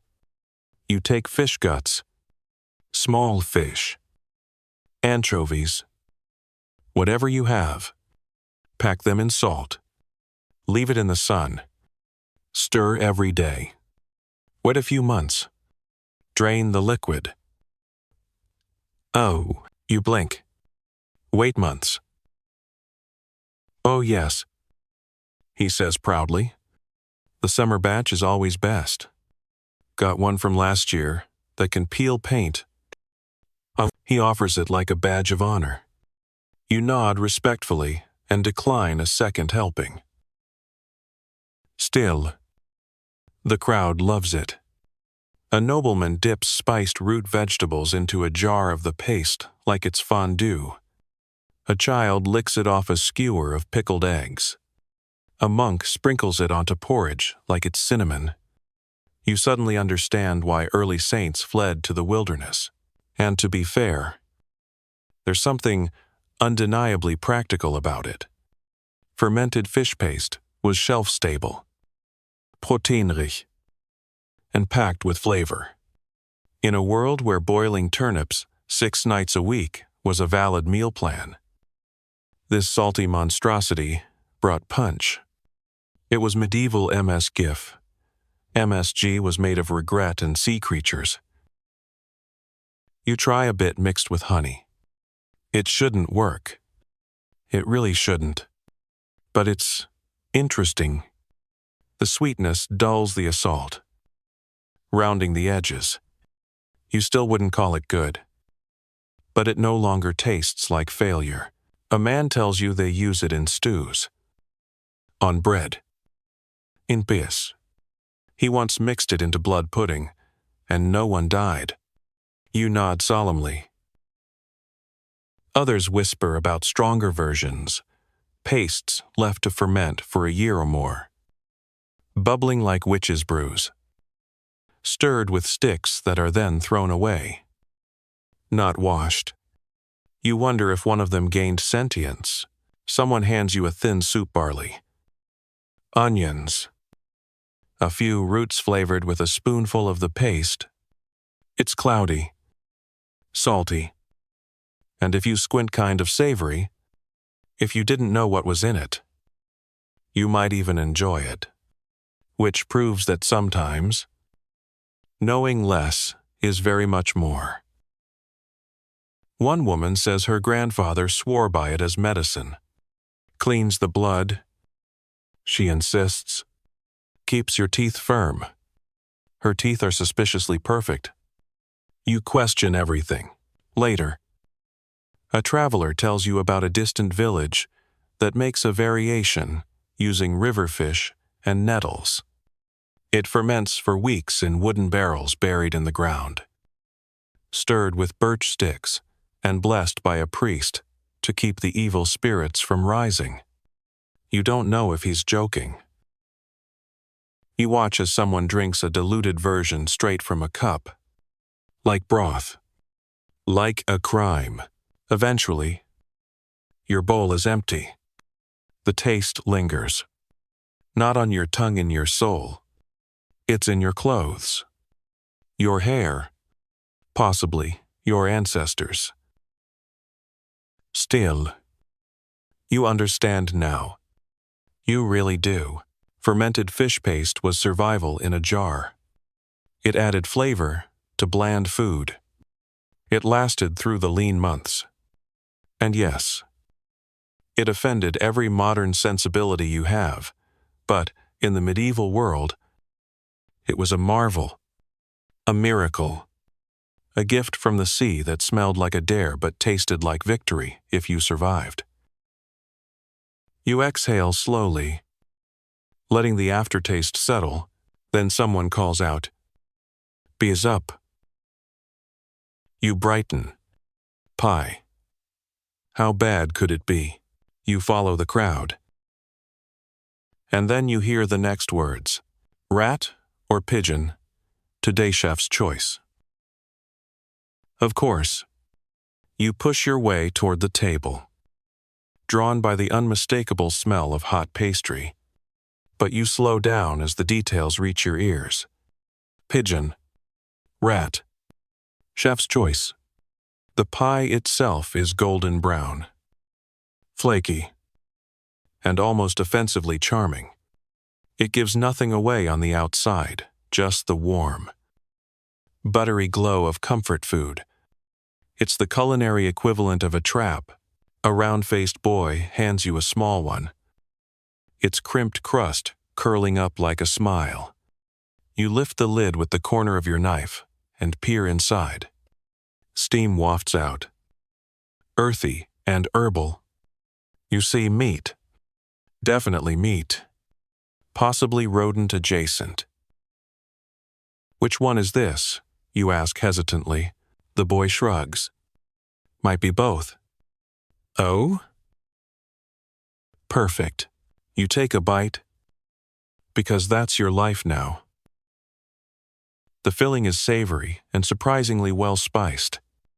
Bits of meat, chopped fine, have been mixed with onions, turnip, parsley, and what tastes like nutmeg or cloves.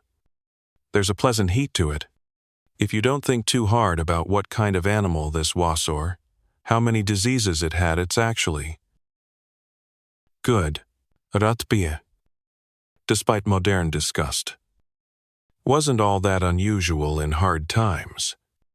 Rats thrived in medieval cities fat. Plentiful. And very much a part of the urban ecosystem. When the grain silos ran low and winter stretched its cold fingers, anything with legs became dinner. Rats weren't always first choice. But they weren't necessarily last. Either.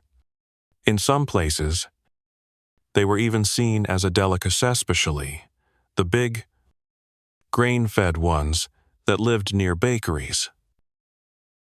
Pigeon, on the other hand, was a step up.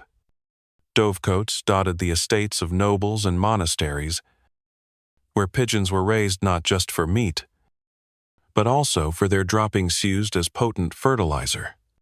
Pigeon pie was a staple at medieval feasts, often mixed with other meats, herbs, and sweet dried fruits like currants or prunes.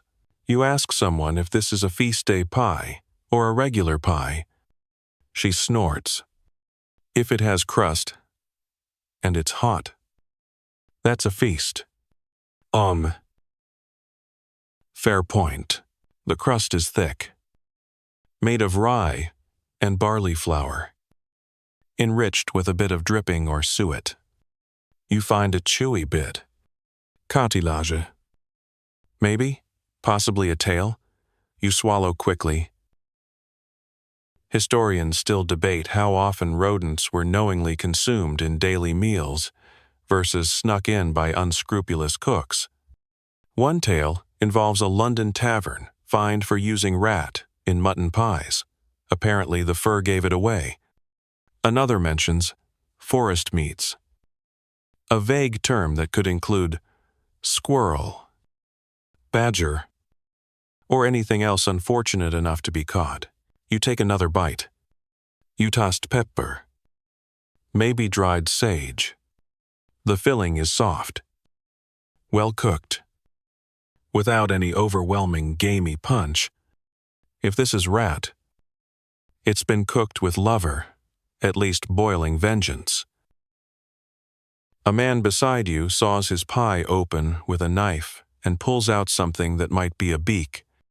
He shrugs, flicks it aside, and keeps eating. No fuss. You try not to imagine your pie blinking at you. The pies come in all shapes and sizes. Some are round, some folded like turnovers, others long and braided like edible bricks. You see one being sliced that's layered meat on the bottom, mashed turnip in the middle, eggs on top, a full meal encased in dough, medieval hot pockets, if you will. Then there's the surprise pie, which contains whatever the cook had on hand. Some include livers, hearts, or chopped tripe. One woman swears hers has eel, venison, and walnuts. You nod respectfully and give it a wide berth. The line forms again, and a new batch of pies comes out. These are decorated tiny pastry leaves pressed into the crust, some stamped with symbols. A noblewoman explains that this helps identify the contents. This one means goose, she says, pointing to a spiral pattern. This one means sweetmeat. That one, she pauses at a pie with a triangle, is pigeon, unless it's rabbit. Oh, very reassuring. You ask if people ever used fake labels to trick guests. She laughs. Of course, it's half the fun. Of course it is. You finish your pie, and honestly, it's the most normal thing you've eaten in days. A little chewy. Sure, a bit mysterious, but it's warm, filling, and not actively trying to fight you. Then someone hands you a dessert pie. Your optimism flares again. You take a bite and realize instantly it's made of dates, vinegar, pepper, and minced lard. You pause mid-chew. The sweetness is there. So is the fat. So is confusion. You swallow and nod. Interesting, you say, which is the polite way of saying, what in the jammy meat is this? One elderly man offers you a family recipe, a pigeon and prune pie, simmered in wine and seasoned with ginger. He says it'll keep you full for 2 days. He's probably right. Now, someone opens a grand Pia full-table centerpiece. The crust is thick and golden, and when the lid is lifted, steam pours out. Inside, multiple layers of meat goose, rabbit, pigeon, and something that might be quail This is a coffin, P-named, not because of its grim filling, but because the crust is shaped like a box, not meant to be eaten, just to hold the treasure inside. You take a small slice. It's divine. Reich. Tender. Spicy with clove and pepper. You close your eyes and forget the rats. The fish paste. Even the bile. Then you hear someone say, "I think that bottom layer's hedgehog. Imanto." You open your eyes slowly. The magic fades. Still.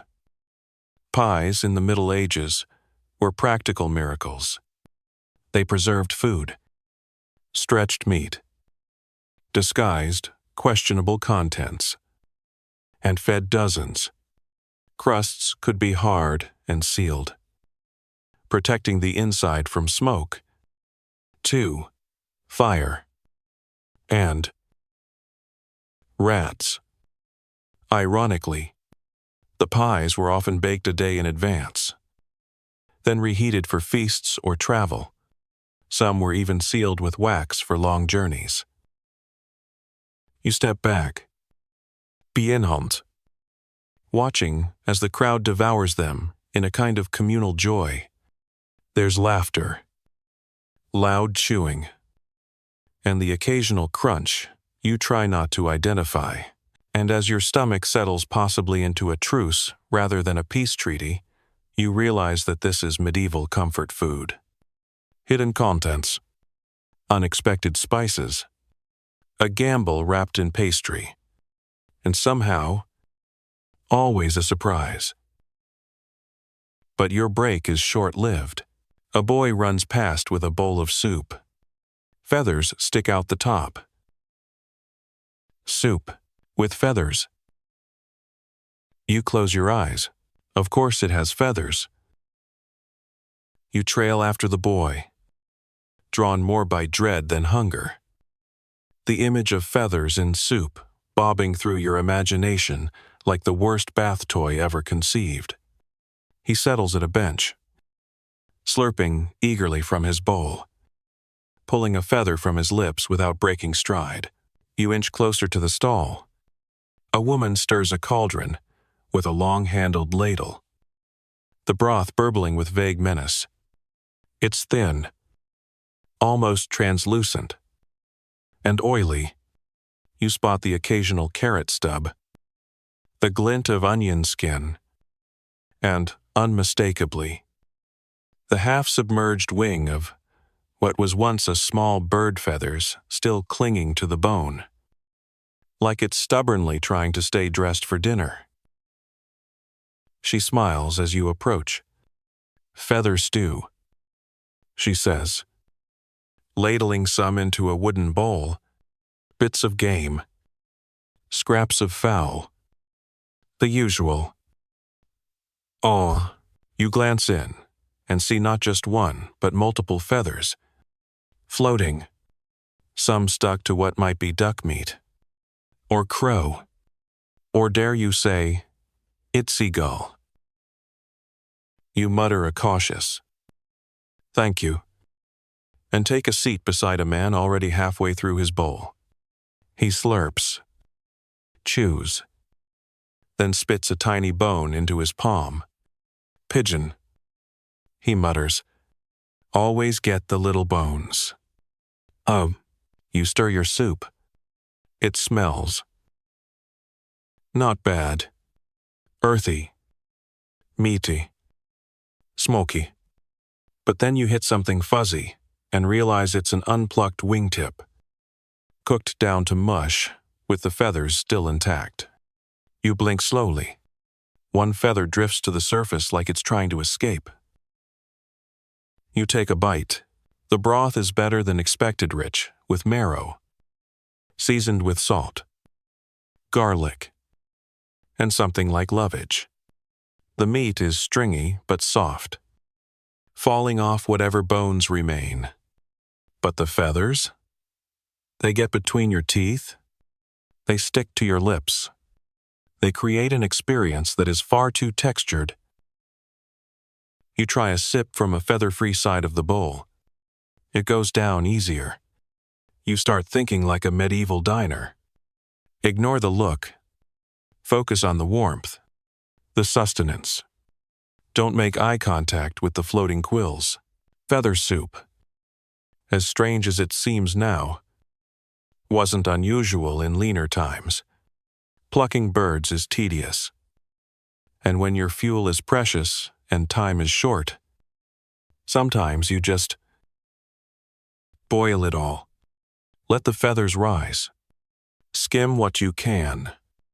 Hope your guests are too hungry to notice. Historians still argue whether soups like this were made out of necessity, laziness, or some weird attempt at rustic authenticity. Recipes vary. Some suggest singeing the bird before boiling. Others toss in the whole thing, trusting the boil to take care of most of it. Spoiler: it doesn't. You hit a chunk of something unidentifiable. It's gray. It has a bone. You eat it. It's chewy, gamey, and oddly satisfying. Probably leg meat. Possibly squirrel. Best not to ask. The woman ladles out another round. This time, with more vegetables beets. Turnip bits. Some sort of root you hope isn't medicinal. She plops a feather-covered drumstick into someone's bowl, like it's a prize. Across the bench, a merchant adds stale bread to his soup, letting it soak and thicken. Soaks up the floaties, he says, tearing off another chunk. You follow his lead. It helps. The bread blunts the texture, dulls the flavor, and fills you up quicker. Not bad for a stew that looks like the contents of a scarecrow's stomach. A child nearby is fishing out feathers and making a game of it.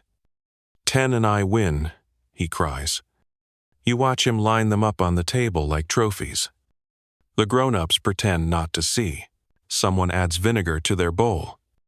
Another sprinkles dried herbs, wild thyme and nettle. You notice how everyone adapts. No one complains. They make it work. This isn't gourmet. It's survival with flair. Later, someone brings out a special version, featherless, but with boiled feet still attached. Chicken feet, curled like sleeping claws, bob around the pot like they're searching for a ledge to cling to. You're offered one. You take it. It's gelatinous, mostly skin and tendon. You nibble around the edges and try not to think about where it's been. A friar joins your table and waxes poetic about soup. It is the great equalizer, he says. We all eat from the same pot, bones and all.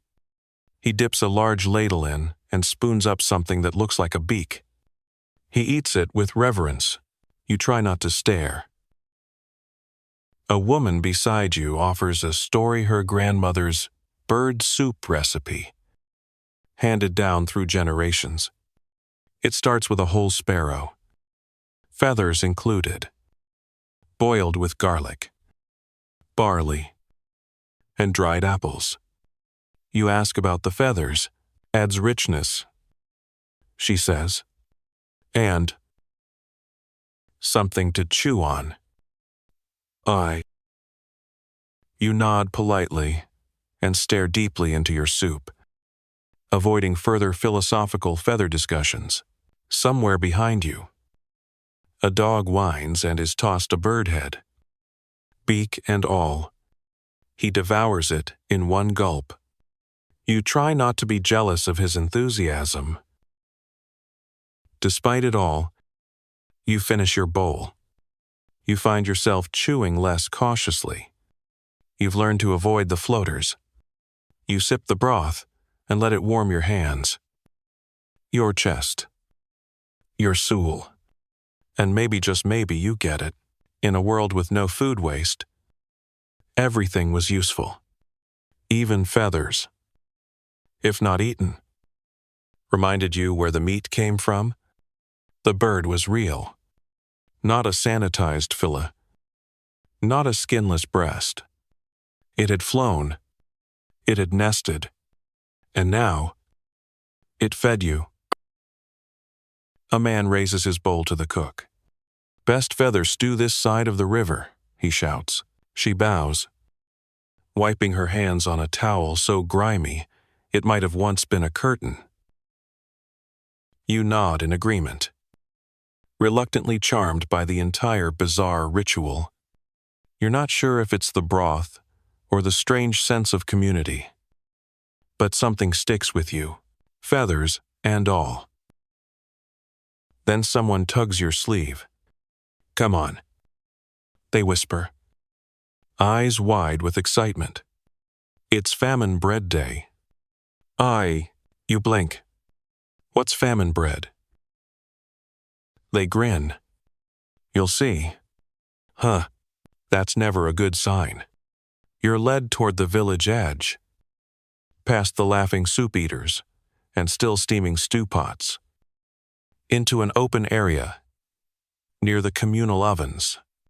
Smoke rises in lazy columns, and the air smells faintly of charcoal, roasted grain, and something else, something dry and oddly earthy, like sawdust mixed with old hay. A man with soot on his cheeks waves you over and hands you what looks like a dense, dark loaf. It's squat, misshapen, and heavy enough to be considered a weapon in most jurisdictions. "Famine bread," he says with the solemnity of a priest offering a sacrament, from the Hard Times recipe. You cradle it in both hands. It's warm, but not soft. The crust is blackened and gritty, like it's been rolled in ash. There's no aroma of yeast or sweetness. Instead, it smells like dried weeds and fire. You take a bite. It doesn't give easily. The crust resists your teeth, like it's defending itself. When you finally breach the surface, the inside is dense, coarse, and dry. Bits of bark, maybe. Seeds, maybe pebbles. It's hard to tell. It tastes like survival. And bark.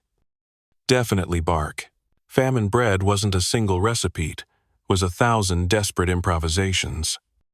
In times of crop failure, war, or plague, when wheat and barley ran out, people turned to whatever they could grind down. Pea flour, bean flour, acorns, tree bark, dried moss, sawdust, even clay in some dire cases. Anything to create bulk, to stretch the meager grain stores, to put something in your belly. Historians still argue whether some of these ingredients were truly nutritious or just stomach fillers. Some believe famine bread caused long-term digestive issues, even poisoning, especially when ingredients like certain barks or raw legumes were poorly prepared. Others point out that the very act of making and sharing such loaves was an act of community resilience. You take another bite. This one is a bit better, slightly less crunchy, more earthy, still dry. Your jaw aches from the effort. You sip some water, and the bread absorbs it instantly, swelling slightly in your mouth, like a sponge discovering its purpose. A woman nearby offers a version made with nettles and carrot peelings. It's greener, looks healthier, tastes faintly like grass and regret. She shrugs. "We made this one the winter after the army came through. Everything else was burned." "Oh," you nod slowly. trying to imagine the kind of hunger that leads to this kind of creativity. The fire of necessity turning roots and weeds into sustenance. Another man shows you a bread made with ground thistles and dried turnip tops. It has a bitter tang and a chewy texture like rubber mixed with burlap. He calls it February loaf. You ask why? Because that's when the stores ran dry. Every year. Ha! He smiles without humor. Children run past with chunks of their own loaves, gnawing on them like hard candy. One girl's bread has a splinter sticking out. She pulls it free and keeps chewing. In wealthier households, famine bread was rare. The elite had stockpiles, reserves, even exotic grains from far-off lands. But in small villages like this one, where fields were vulnerable to frost, flood, or fire, it was part of the rhythm of life. Good harvests meant festivals. Bad ones meant bread you could use to shingle a roof. You walk past a row of loaves lined up on a wooden bench. Some are gray, some greenish. One is almost black. You try a bite of each, like it's a grim tasting menu. Bark, nettle, lichen. There's even one made with mashed hay, boiled 3 times to soften it. That one tastes like a soggy scarecrow. A friar appears and offers you a slice of what he calls penance bread, made with ashes from the hearth, sifted and blended into a mix of oat husk and wild grass. Good for the soul, he says, tough on the teeth. Hi. You take a bite. It crunches alarmingly. Possibly sand. Another man describes how some loaves were soaked in thin broth before eating, just to make them chewable. Otherwise, he says, holding up a broken tooth, you're paying the barber for tooth pulling? Barber, dentist, same person, different knives. To ease the chewing, a woman gives you a slice spread with animal fat. It helps. The bread soaks up the grease like it was waiting for a reason to exist. You chew more easily. You even taste something warm, smoky, almost satisfying. Then she mentions it's lard mixed with powdered cricket shell. Of course it is. People didn't just use insects in their cooking by accident. Grasshoppers, beetles, crickets. They were plentiful protein and could be dried, crushed, and added to flour. Crunchy? Yes. Strange? Definitely. But better than starving. You finish the slice and stare at your hands, dusted with crumbs and flecks of ash. A man joins you on the bench and breaks his loaf in half, sharing it wordlessly. You nod in thanks. He says nothing. He cues. You chew. It's quiet for a while. This, you realize, is how people endured, not through abundance, but through stubbornness. Through recipes no one wanted to remember, but everyone needed to pass down. You ask the baker how often famine bread is made now. Every winter. She says, we don't need it anymore, but we remember. Oh. You nod, because remembering matters. Even if it tastes like tree bark and broken dreams. Then someone shouts from the far side of the oven, who wants hedgehog? You pose, a crumb still clinging to your lip. Did he say? Hedgehog? The baker grins. Wrapped in clay, baked in coals. Spines come right off. You set down your famine bread. Because obviously, that's your next course. You follow the trail of smoke to a circle of people crouched around a shallow pit in the earth. There's no fire, just a warm bed of ash, glowing gently, pulsing with heat. The smell is unfamiliar earthy, a little gamey, and oddly sweet, like roasted roots with a hint of wild fir. A man in a rough wool tunic stands proudly over the pit, using a long stick to pry something out from under the coals. What emerges is a smooth, grayish lump round, cracked in places, coated in hardened clay. He lifts it carefully, setting it on a flat stone with a practiced thud. Clay-baked hedgehog, he announces, fresh from the hedgerow. Oh. You blink. Hedgehog, as in the spiky kind? He grins. Aye, the very one. But don't worry. The spines stay in the clay. You watch in fascination and growing horror as he takes a small wooden mallet and taps the hardened shell. Crack, crack. The clay splits, flakes falling away like broken eggshell. And beneath it, nestled in the cavity, is the hedgehog, skin darkened, curled tightly, legs tucked in as if sleeping. Someone beside you sighs in delight. The cook begins to peel back the skin, revealing pale meat underneath. Steam rises. It smells. Not awful. Like rabbit. Maybe. Or dark chicken. Definitely wild. He hands you a strip of the meat on a flat piece of bark. You hold it like it might bite. You nibble the edge.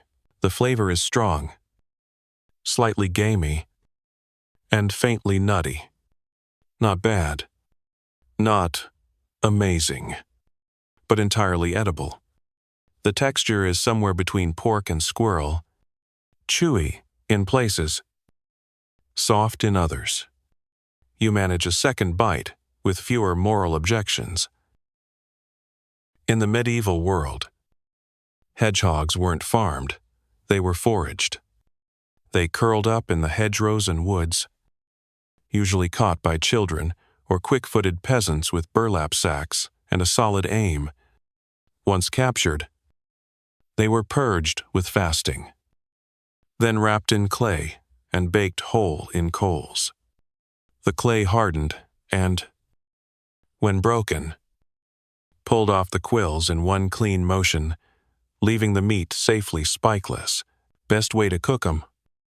The man says, no fuss, no blood, just peel and eat. You ask what it tastes like. He shrugs. Depends on what they've been eating.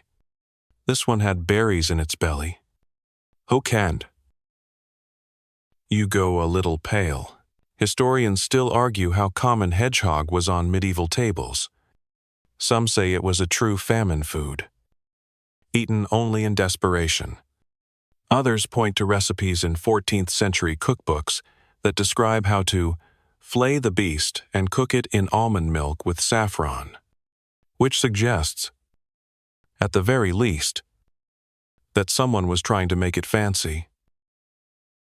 A woman next to you dips her hedgehog meat in mustard paste and groans with satisfaction. Better than ferret, she says. You decide not to follow that conversation. Someone else is roasting field mice on skewers. You try not to look, but the smell is savory and tempting. They're crisped over a low flame, seasoned with salt and wild rosemary. A boy plucks one off a stick and eats it whole, tail and all. Next to him, another man unwraps a packet of what he calls hedgerow tart. It's made of foraged roots. Nitless. Mushrooms. And he says, with pridea, single quail egg. The crust is oat and barley flour. Coarse and dark. You try a bite. It tastes like forest and ash. Not sweet. Not savory.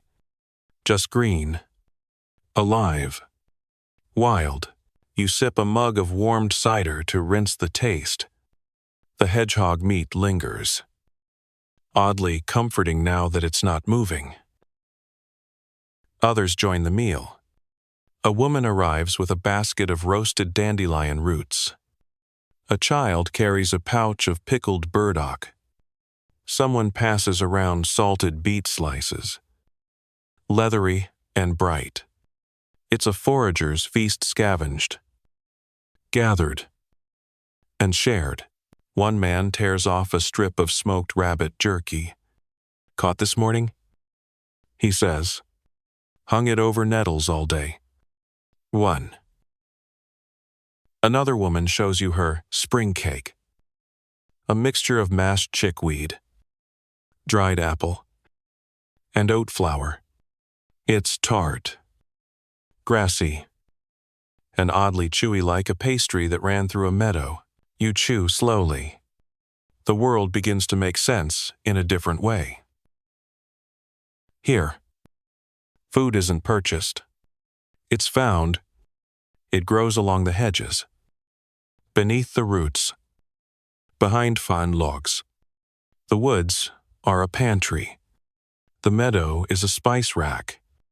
Every plant, every root, every small scurrying creature has a purpose and, possibly a recipe, and the people here know every one of them.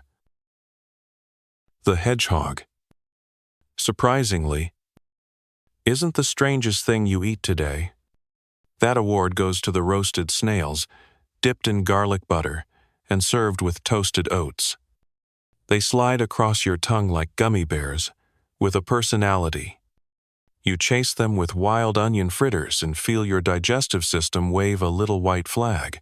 A monk joins your circle and blesses the hedgehog bones, tossing them into the fire. We give thanks, he says, and ask for no stomach complaints. Someone laughs. You join them. The heat from the coals, the simple food, the shared space, it's oddly soothing. Despite the ingredients, a boy points to a nearby log and says, "There's ants under there. We use 'em for spice." You pretend not to hear. As the sun sets, someone starts singing a tune about hedgehogs and hunters. The meat is nearly gone. The coals dim, but the air is warm with smoke and satisfaction. You've eaten hedgehog. You've eaten weeds.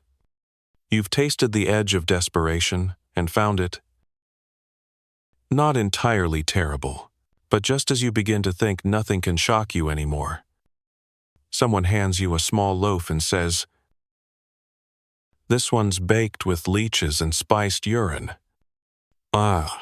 You stare. Medicinal. They add, Of course it is. You cradle the small loaf in your hand. Its surface pocked and shiny, like someone glazed it with something they weren't supposed to. The smell is faint-earthy, a little sour, with a sharp edge like vinegar. Had a bad dream. It's warm, dense, and worryingly moist. The woman who handed it to you leans in proudly. "We call it a healing cake," she says. "Made with spiced urine and ground leeches. Keeps the humors balanced." You nod slowly, your mouth frozen in a polite smile, while your soul quietly packs its bags. You take a bite. It's chewy. Not unpleasant. Not great. The texture is like fruitcake that got overworked at the gym dents. Springy. Oddly oily. The flavor is hard to pin down. Salty. Tangy. With a peppery burn at the back of your throat. That could be cloves or could be panic. You try not to think about the ingredients. In the Middle Ages, the line between food and medicine was thin and very flexible. People believed strongly in the concept of humoral balance, hot and cold, wet and dry, black bile, yellow bile, blood, and phlegm. Too much of one humor and your body would rebel. The solution? Eat something to fix it. Enter the functional foods. This loaf, for example, is designed to be restorative. The urine, preferably from a healthy young person, according to your guide, was thought to carry potent healing properties when boiled and mixed with herbs. It added warmth and vital energy. The leeches, dried and crushed, were known to draw out illness. And once you've mashed that all together with spiced barley, wild honey, and maybe a dash of rosemary, boom. Dinner and a cure. You swallow another bite, and your throat itches. Probably just the clove. Hopefully. Historians still argue whether these ingredients were actually consumed or simply part of ceremonial medicine. But accounts do exist, detailed recipes calling for the water of man, or dried parasites, or even powdered mummy, to be consumed in small amounts. It wasn't always superstition, it was science. As they understood it, you chew thoughtfully, then wash it down with a mug of ale that tastes slightly less questionable than usual. The aftertaste of the loaf lingers like a forgotten promise. Nearby, a man stirs a bubbling pot filled with herbs and garlic, and into it, he drops a small leather pouch. Goat's bladder, he explains, for flavor. Huh, you nod. New questions. A friar arrives with a basket of blessed cakes made with holy water and powdered ash from relics. They're dry as dust but taken seriously. He gives you one with a solemn nod. You eat it out of politeness and cough, a small cloud. Next to him, a young woman offers a soothing, digestive syrup made from boiled beet juice, mint, and fox bile. She says it's good for the spleen. You sip it cautiously and immediately wish you hadn't. It tastes like someone tried to ferment disappointment. Still, everyone here believes in what they're making. You can see the pride, the care, the faith. They're not trying to gross you out. They're trying to survive, to heal, to care for each other in the only ways they know. One man shows you a bandage soaked in pig urine, used for treating cuts. He says he used to drink a similar concoction during fever spells. Tastes worse going down. He laughs. But better coming up. You thank him for his honesty. A cook brings out a kind of pudding made with sheep's milk, honey, and powdered frog. It's gelatinous and pale green. Children squeal in delight. You take a small spoonful. It's surprisingly sweet. With a gritty undertone, you choose to believe is just overcooked oats. Someone else hands you a tart, baked with crow's blood and fennel seeds. Cleans the lungs, she says. You take one cautious nibble and feel your sinuses open like church doors in spring. A healer approaches with a boiled root paste made with vinegar, ginga, and what she whispers is, just a drop of urine left out overnight under the moon. You blink. She smiles. Very powerful. You believe her. You do not eat it. More people join in, offering strange and sacred foods. Dried bat, soaked in ale, smoked, mole leg, wrapped in nettles, a stew flavored with crushed snail shells and ox saliva.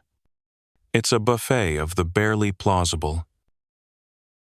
One boy dares you to drink a tonic made with goose bile and crab claws. You pretend not to hear, yet despite the ingredients, or maybe because of them, there's a sense of community here, a kind of trust. Everyone has a recipe, a cure, a belief. They pass them down like treasures, test them on themselves, and share them without hesitation. You're offered another bite of the healing loaf. This one's darker, made with charred rye and what someone calls blister powder. You decline. Politely, someone else brings a bowl of leech broth thick, oily, flecked with herbs and tiny black specks you don't ask about. The broth is meant to draw toxins downward. You take a sip. It tastes like burnt mint and bravery. You sit by the fire now, warm, to full, and slightly queasy. Your breath smells faintly of fox bile. Your stomach has stopped sending active threats, and your tongue has retreated into a state of silent protest. Still, you're oddly at peace. Because all these strange ingredients, all these things you'd never touch in modern life, had a purpose here. They weren't just food. They were defense. Against illness. Against famine. Against the unknown. And now, as someone passes you a chunk of stale cheese and whispers, "Candle wax is edible if you chew long enough," you smile. Because you know exactly what's coming next. The cheese is beige, cracked at the corners, and has the texture of an old heel. It's hard, really hard. You rap it against the wooden bench, and it sounds like knocking on a door, possibly, the one between sanity and madness. A cheerful old man hands you a sliver. 2 winters old. He says, "Still sharp." You take it. Mostly out of fear. It smells like hay, dust, and time. There's a hint of sourness, a tang, like your tongue's about to get a slap. You nibble the edge and instantly wince. It's dry, crumbly, but somehow sticky at the same time, like someone aged a piece of soap in a root cellar. You chew, and chew, and chew. This isn't cheese for enjoyment. It's cheese for survival. And for dental testing, people around you bite into theirs with casual resolve. It squeaks against teeth. Someone actually breaks off a bit with a small hammer. No one flinches. You wonder if their molars have developed armor. This is medieval hard cheese made to last, not to delight, aged not for creamy perfection, but for travel and famine. In an age without refrigeration, cheese was a miracle. You could carry it in a sack, let it dry, scrape the mold, and still live to tell the tale. Some cheeses were intentionally made rock hard. They were ration-scalery dense, shelf-stable, able to withstand war, plague, and teenage boys. Some historians suggest soldiers even used wheels of cheese as shields during long campaigns. That part may be a stretch, but you believe it after today. You sip a bit of ale to chase the bite. It doesn't help. The cheese is lodged in your molars, like it has a lease. Someone next to you spreads lard on theirs. Softens it, she says. You try it. It's not better. It's just greasier. Now it tastes like candle wax with an identity crisis. Speaking of which, a thin man with soot-smudged hands offers you a pale, waxy block on a platter. Tallow bites, he says, made from candle trimmings and suet. You pose. Wait. Candle, as in? He nods. Candle wax. To eat, you stare at the little cube on your plate. It's softish, glossy, and oddly fragrant. You sniff. It smells like beef, fat, and desperation. You bite. It's chewy, slick, like someone condensed the essence of an old stew into a jelly cube and left it to set in a dusty chapel. There's no flavor except warmth and a mild coating of regret. Yet shockingly, it doesn't make you gag. In fact, it has a strange comfort to it. Like eating chapstick that had a rough childhood, you look up. People are popping wax chunks like they're sweets. Someone melts one in warm milk. Another wraps it in bread and dunks it in broth. You're too tired to be horrified anymore. In times of severe famine, tallow and wax were sometimes consumed especially by the very poor or the very devout. Tallow candles, made from rendered animal fat, were technically edible, not nutritious, not ideal, but edible. They provided calories, fat, and just enough fuel to push through another day. Historians still argue whether wax consumption was widespread or exaggerated by later storytellers. But accounts of monasteries allowing the poorest of the poor to eat softened candle ends aren't uncommon. And it wasn't just peasants. Some hermits and ascetics reportedly ate wax as a form of penance. Imagine choosing this. You finish your cube. Slowly, then someone hands you a wheel of soft, cheese-grayish, runny, covered in a rind that looks like it escaped from a science experiment. Smells like sin. The woman says, "Dust is like salvation." You take a whiff. She's not wrong. It smells like sweaty shoes, wrapped in cabbage. But the texture is divine creamy. Oze. Dripping off your knife like it's trying to escape its own destiny. You smear it on a crust of old bread and bite. It's sharp, funky, alarming, but good. Very good. Layers of flavor unfold sour. Nuttu. Garlicky. Even floral. You close your eyes and let it melt across your tongue. It might be alive, but you don't care. The woman beams. Made with milk from sheep who only eat wild herbs, she says proudly. And we leave it near the hearth so the mold can bloom. Oh? You nod. Eyes watering. Incredible. Later. You're offered a cheese made with maggots. You hesitate. They help it breathe. The boy insists.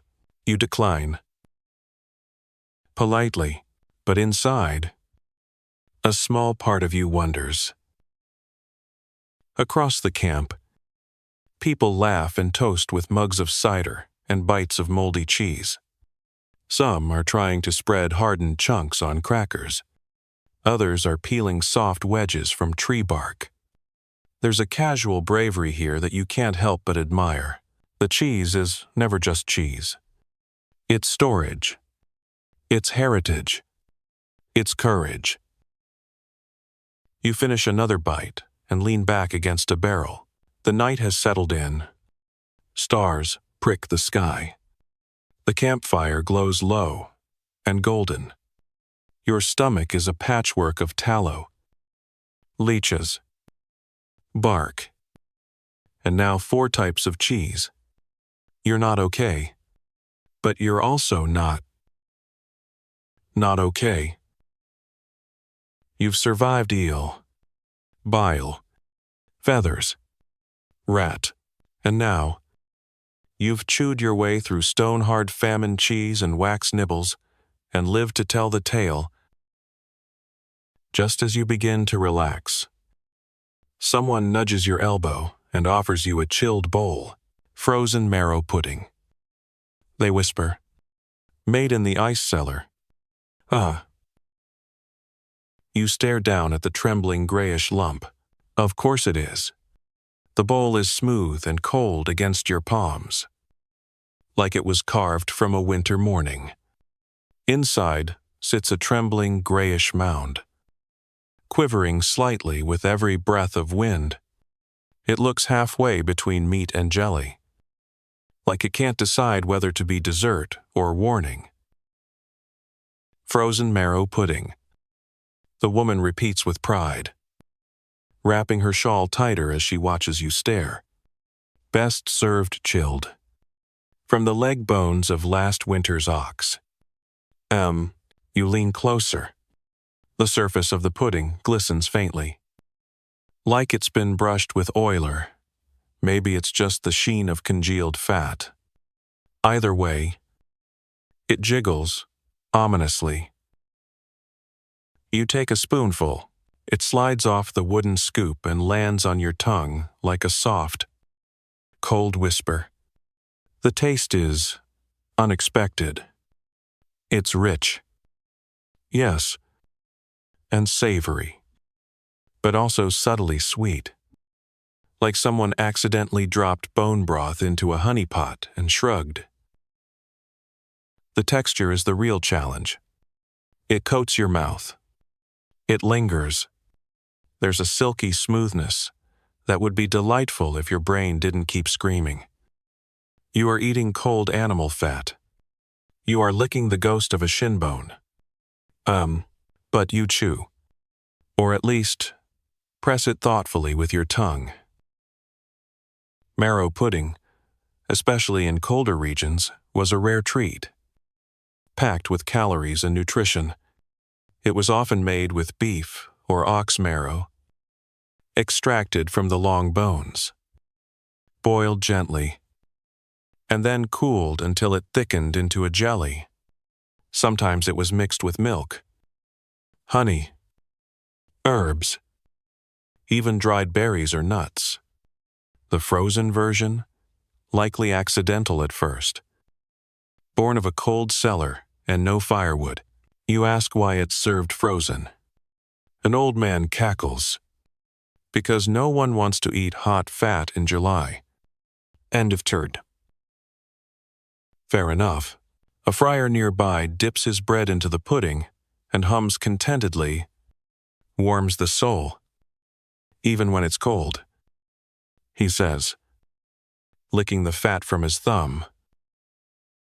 Historians still argue whether marrow pudding was common fare or a delicacy reserved for feast days. The ingredients weren't expensive, but the process required time, tools, and enough meat on hand to make it worthwhile. In noble houses, it was dressed up with spices and served in ornate molds. In villages, it was scooped from the pot and chilled in whatever dish you had. You take another bite. Your palate is adjusting. It's not pleasant, but it's smooth, comforting, oddly rich. You imagine a cold winter night, stomach growling, and a bowl of this waiting by the fire. Suddenly, it makes perfect sense. A woman offers you a variant, flavored with crushed hazelnuts and spiced wine. It's better. The nutty crunch distracts your mouth, while the spices confuse your nose. You finish it without gagging. That counts as a win. A young boy hands you a stick with a cube of marrow jelly speared at the end. Frozen snack, he says, proudly. Better than turnip ice. Where? You blink. Tornipice? He nods. That's dessert. This is meat-cert. You salute him and take a bite. It's chewy, not frozen solid, just cold enough to feel medieval. Someone else offers marrow spread on toast, with thin slices of pickled radish. Brings out the flavor? She says. It does. In that, it makes your eyes water slightly. There's even a version made with eel marrow. You decline. Nearby, a group is making marrow dumplings, small balls of bread and fat, boiled and chilled, served with a tart berry sauce. The contrast is surprisingly pleasant. Cold, fatty richness with the sharpness of sour berries. Your stomach does a somersault but agrees to keep the peace.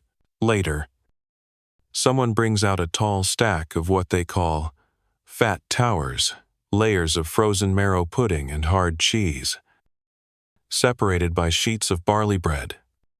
They slice it like a cake. It looks like a terrible wedding. But you're already committed. You take a bite. Your mouth doesn't know which century it's in, or which part of the animal it's currently hosting. You ask where they store all this in the summer. A woman gestures toward a stone-lined hole in the ground. The old ice cellar, she says, layered with straw, sealed with clay, keeps cool all year. Oh. You're impressed, and a little unnerved. An elderly man sits beside you and reminisces about a time they had nothing but marrow pudding and boiled bark for 3 weeks. Kept us alive, he says simply, and regular. You nod respectfully. Your own digestive system begins drafting its resignation letter as the night deepens and the stars burn brighter. The marrow pudding bowls are scraped clean. The chilled fat has settled warmly in your belly, and your brain is starting to accept that jelly can be meat-based, fat-forward, and socially acceptable. And as you're wiping your mouth, someone sidles up beside you with a bowl that smells faintly of metal. Time for blood pancakes, they whisper. You stare into the bowl. It's dark. It's thick. And it's definitely not syrup. You smile faintly, because of course that's next. The bowl is thick, dark, and ominously glossy. You stare at it, your brain whispering that no pancake should ever reflect light like that. A thin wisp of steam curls upward, carrying with it a scent both rich and unsettling, like sizzling meat mixed with old pennies and pepper. You're pretty sure your iron levels are about to spike. Blood pancakes, the man says again, beaming. He dips a ladle into the mixture and pours it onto a sizzling slab of stone that serves as a griddle. The batter spreads with a wet hiss, edges bubbling. As it begins to set, the color deepens into a dark maroon. You watch it firm and curl slightly at the corners. There's no denying it now. You're going to eat a pancake made of blood. He flips it with a practiced motion, dusts it lightly with salt and crushed juniper berries, and hands it to you, folded in half like a taco of pure chaos. You bite. The texture is somewhere between crepe and sausage, silky but firm. It doesn't taste metallic the way you feared. It's earthy, deep, spiced. There's a smoky edge from the juniper, and the salt brightens the richness just enough to make it palatable. You chew slowly. This isn't awful. In fact, if you didn't know what it was, you might even enjoy it. Blood pancakes, or variants of them, were found throughout medieval Europe, especially in the north, where preserving every part of the animal was not just economical. It was sacred. Blood, rich in nutrients and impossible to store raw, was often used immediately after slaughter to make sausages, puddings, or thick batters for frying. Historians still argue whether dishes like this were peasant food born of necessity or delicacies served during feasts and festivals. Some records describe elaborate blood dishes served at noble tables, flavored with rare spices and sweetened with fruit. Others speak of humble villagers gathering after a pig slaughter, making quick pancakes in the morning chill. You take another bite. The second is easier. A woman nearby offers you a version sprinkled with dried apple slices and nutmeg. It's oddly sweet, almost festive. You hesitate, then finish it. You're evolving. Another cook adds chopped onions and barley to his batter. Fills you longer? He says. The result is heavier, more sausagey, still warm, still strangely satisfying. Your stomach mutters but doesn't revolt. Across the clearing, someone's using a special mold to shape their pancakes like birds and stars. A child gleefully eats a blood rabbit, her mouth stained like a tiny vampire. She giggles and licks her fingers. Someone else passes around a jug of sour ale to wash it all down. You take a long swig. It helps. The woman from before gestures to another table. We're making blood peas next, she says. Want to help? Of course you do. You follow her to a makeshift workstation where bowls of blood are being thickened with flour and oats, then poured into rough pastry shells. Onions, herbs, and chopped suet are folded in. Some add raisins. Others, bits of smoked meat.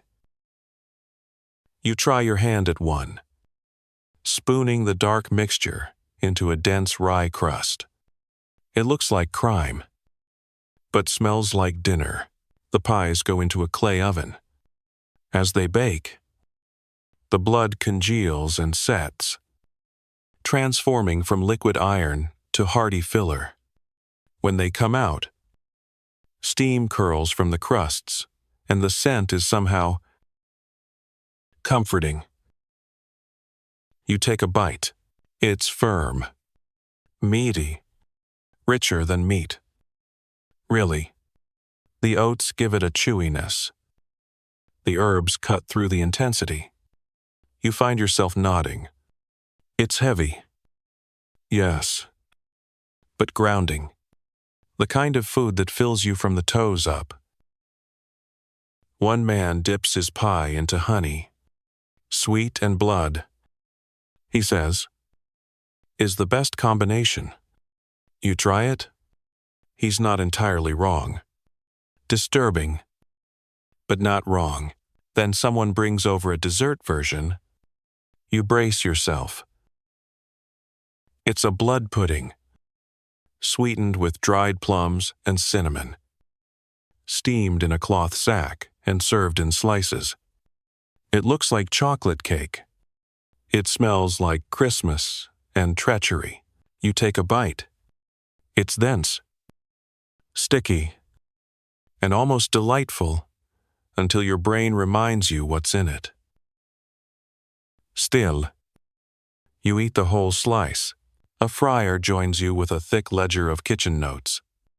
He talks about the theology of food, how blood was both sacred and forbidden, how using it wisely was an act of reverence. Waste not the life given, he murmurs, sipping his blood broth from a ladle. You nod. You understand? You might also be hallucinating slightly.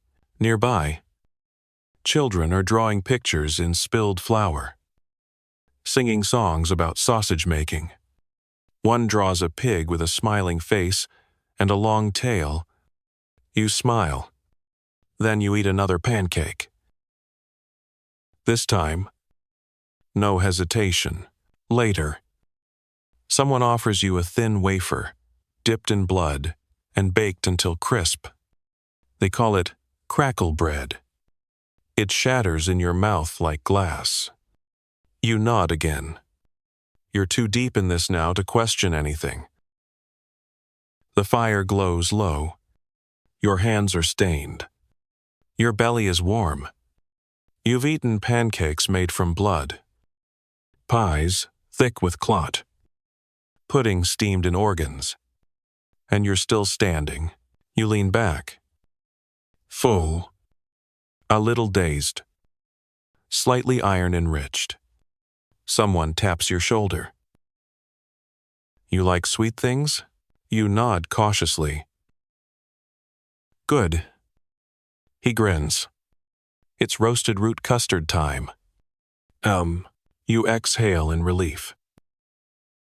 Until he adds, made with boiled deer brains? Oh, sing.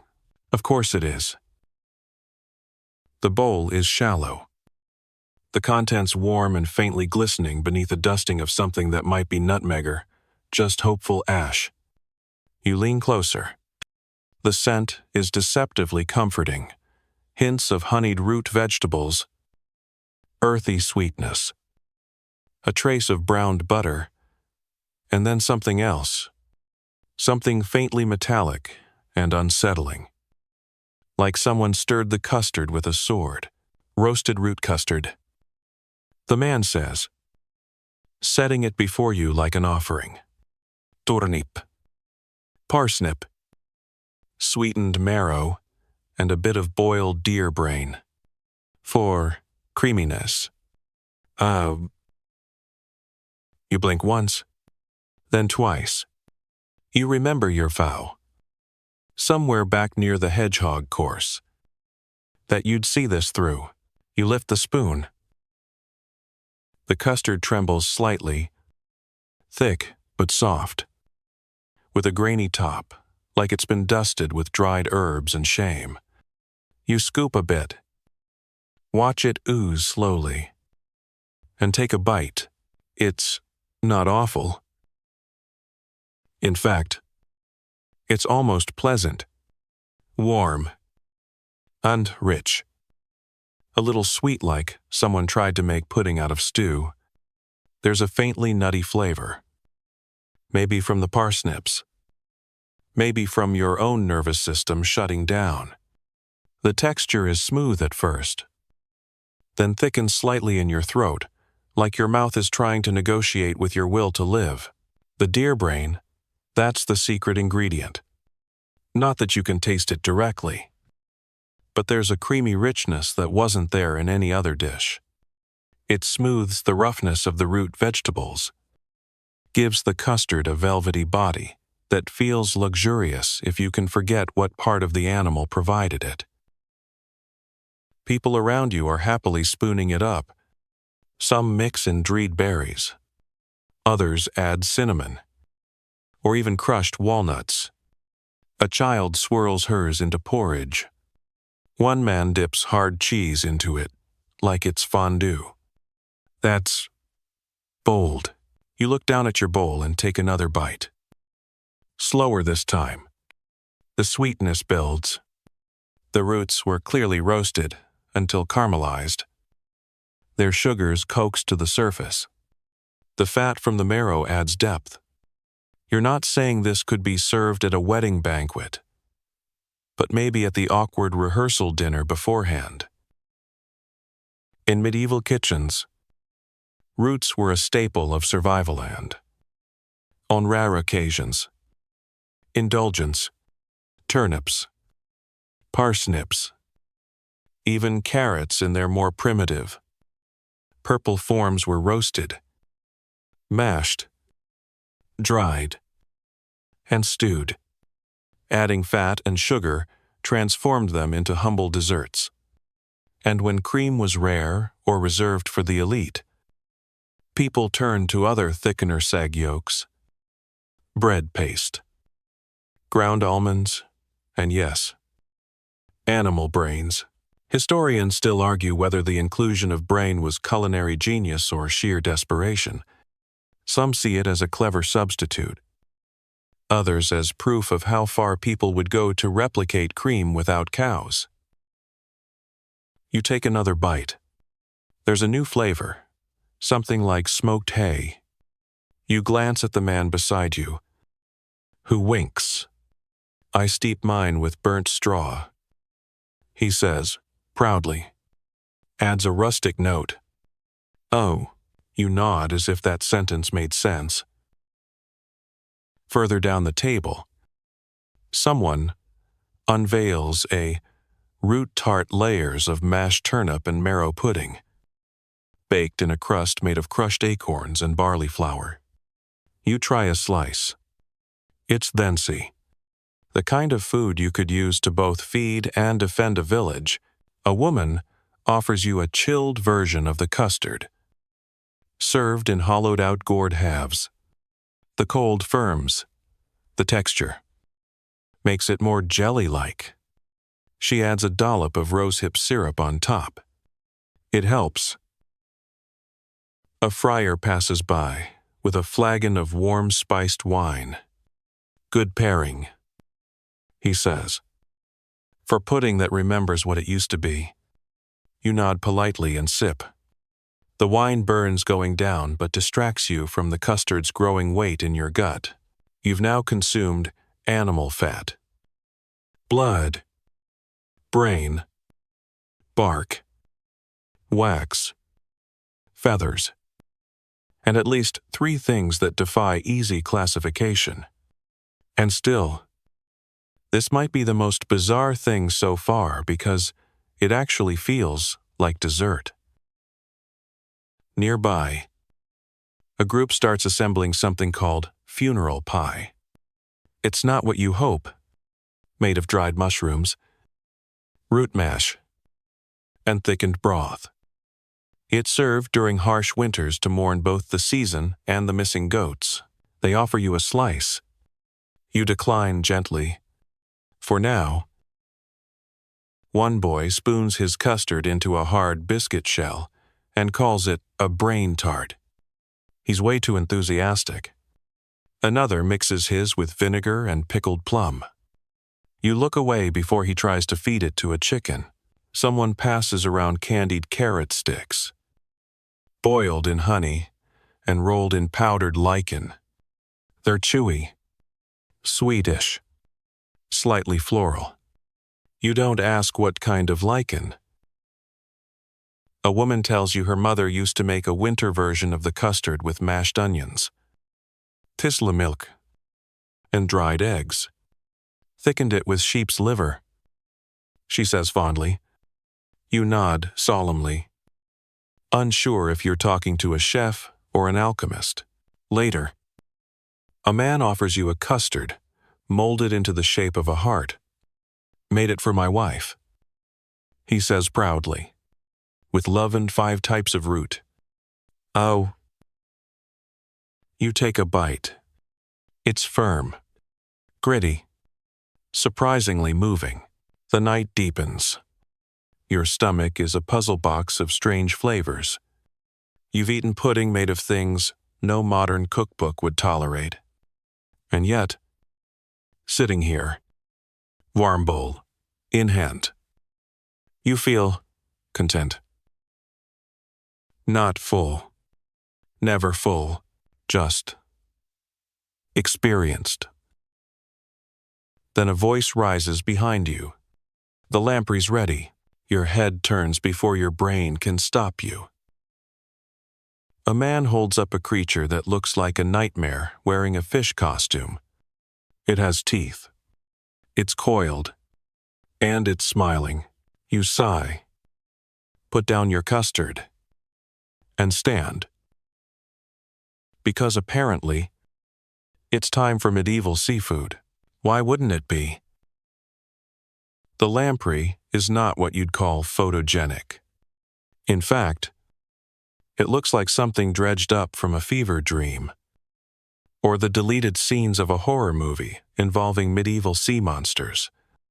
Long, snake-like, jawless, and worst of all, still wearing that round, sucker-like mouth full of teeth arranged in neat little circles. Nature really went overboard on this one. The man holding it grins as he lowers it onto a broad wooden platter, boiled in wine, he says, stuffed with herbs and dried cherries. The king himself once ate 5 in one sitting. You nod slowly, as if you've just remembered that kings also died very suddenly in those days. You gather around the table with the others.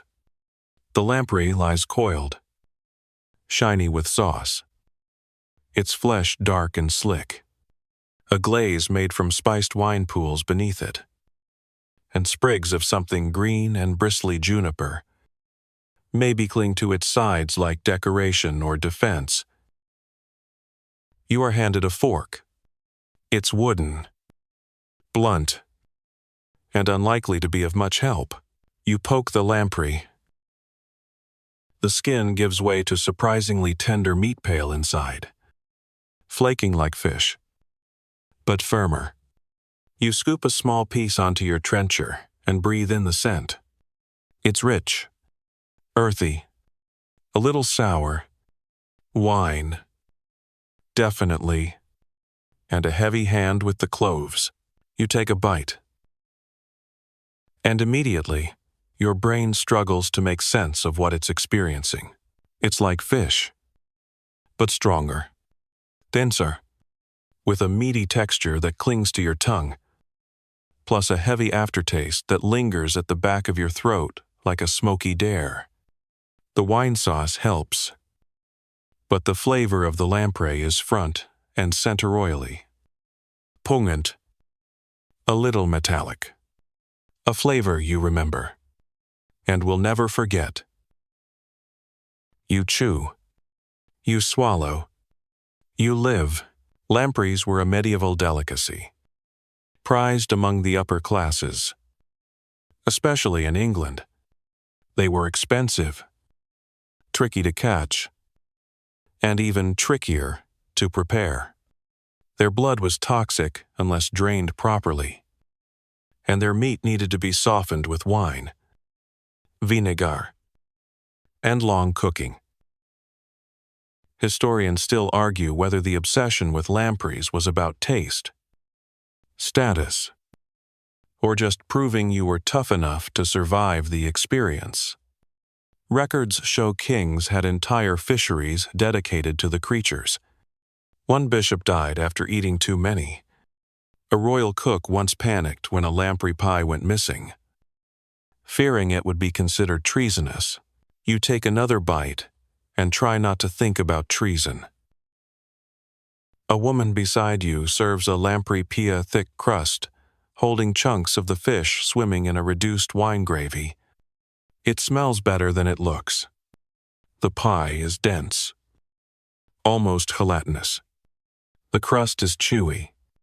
The fish is still fish. You eat it anyway. Someone offers you a lamprey fritter, deep fried and crisped at the edges.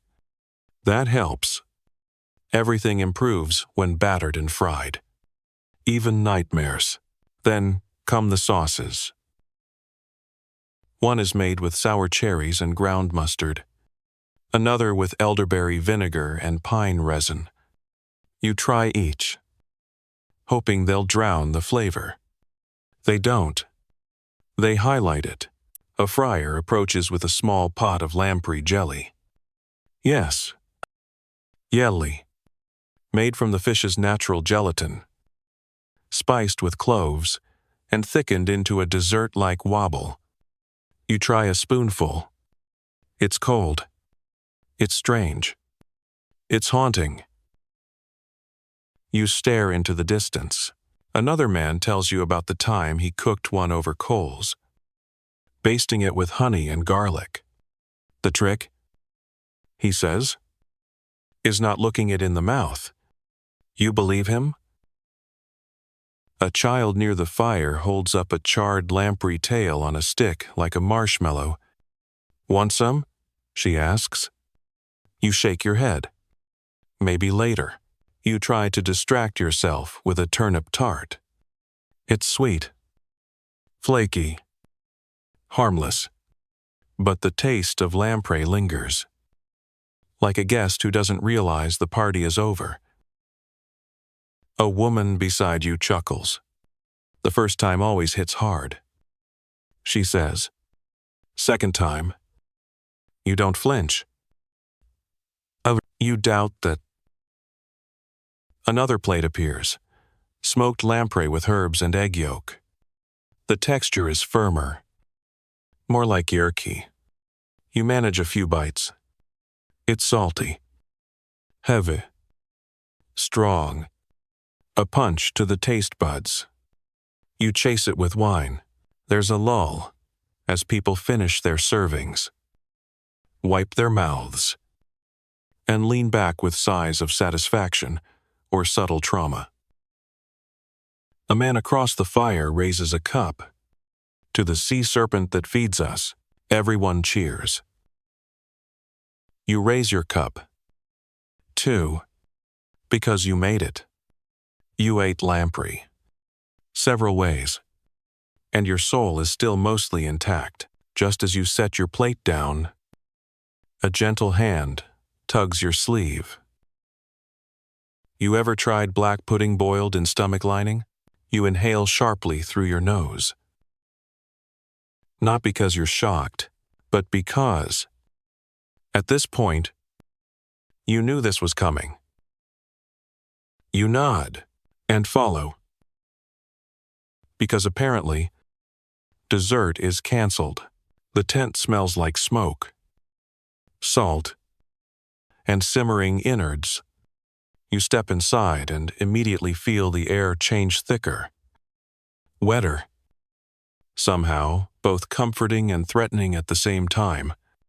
A bubbling pot sits in the center. Steam rising from its edges in lazy spirals. Something soft and pale floats at the top like a jellyfish, trying to escape its responsibilities.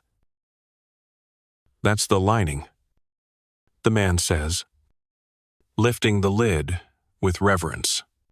We boil it low and slow, stuffed with blood, oats, fat, and pepper. Old family recipe. Oh, you nod. Your ability to react with anything but solemn respect has been permanently boiled out of you. He lifts a long tube from the water. It flops over his spoon with a squelch, glistening and speckled, like a balloon made of sorrow and ambition. This one sheep, he adds, but we've got pig, ox, and goose, too. Of course you do.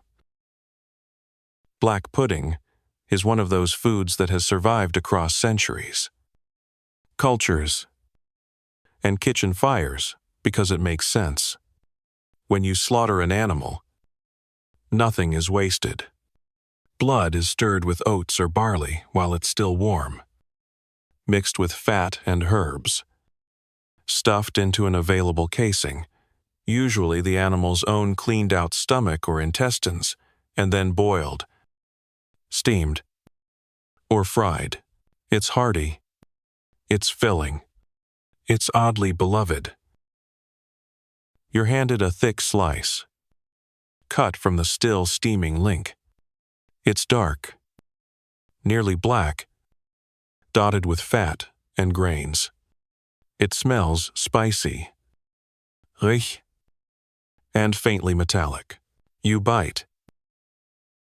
It crumbles slightly, soft, but not mushy.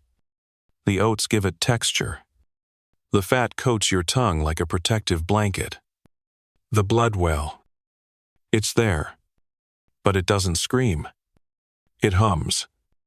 Warm. Savory. Deep. Like liver mixed with spice cake. Or meatloaf with boundary issues. You chew slowly. Swallow. Pause. Then you take another bite. You're surprised by how familiar it feels. Like something you've eaten before but couldn't place. You try it again with a spoonful of pickled cabbage. Then again with a smear of mustard. Each combination shifts the flavor slightly. Brings out something new. A woman offers a fried version sliced thin. Pan crisped on both sides. Served on a crust of old bread. It's golden at the edges and hisses when it hits your tongue. This one tastes bolder. Zaltier. With little bursts of grain and melted fat, you don't hesitate now. Someone pours you a mug of dark ale and nods approvingly. Goes best with the pig casing. That one's got more chew. You believe them? You're no longer a tourist here. You're a veteran. The cook shows you a special variant, made with dried apple and sage. A sweet version. Almost. You take a bite. It's complicated. Like your tongue just got wrapped in wool and told a secret. But you like it. A friar pulls a small scroll from his robe and recites a blessing for those who eat from the sacred gut. You bow your head. It feels appropriate. Historians still argue whether black pudding was everyday fare or festival indulgence. Evidence suggests both. Pour folk med simple versionsjust blod. Grain. Salt. The wealthier added spices. Dried fruit. Even cream. In some regions, it was a harvest dish. In others, a breakfast staple. In all cases, it was about using what you had and turning it into something nourishing, even if it jiggled.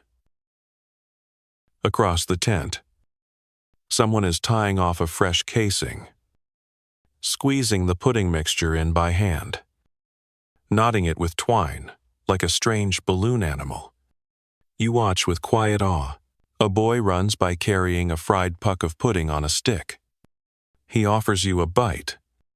You take it. He nods seriously and runs off again. A man shows you a rare version, made with fish blood. You taste it. It's Brenier. Sharper. Not your favorite. You smile anyway. Then come the condiments, horseradish, dried herbs, honey mustard, vinegar. One woman dunks her pudding in berry jam. You try it. It's chaos, but in a good way. You're served a cold version next. Sliced thin and laid on pickled onions. The flavor is stronger when cold, less mellow. More assertive.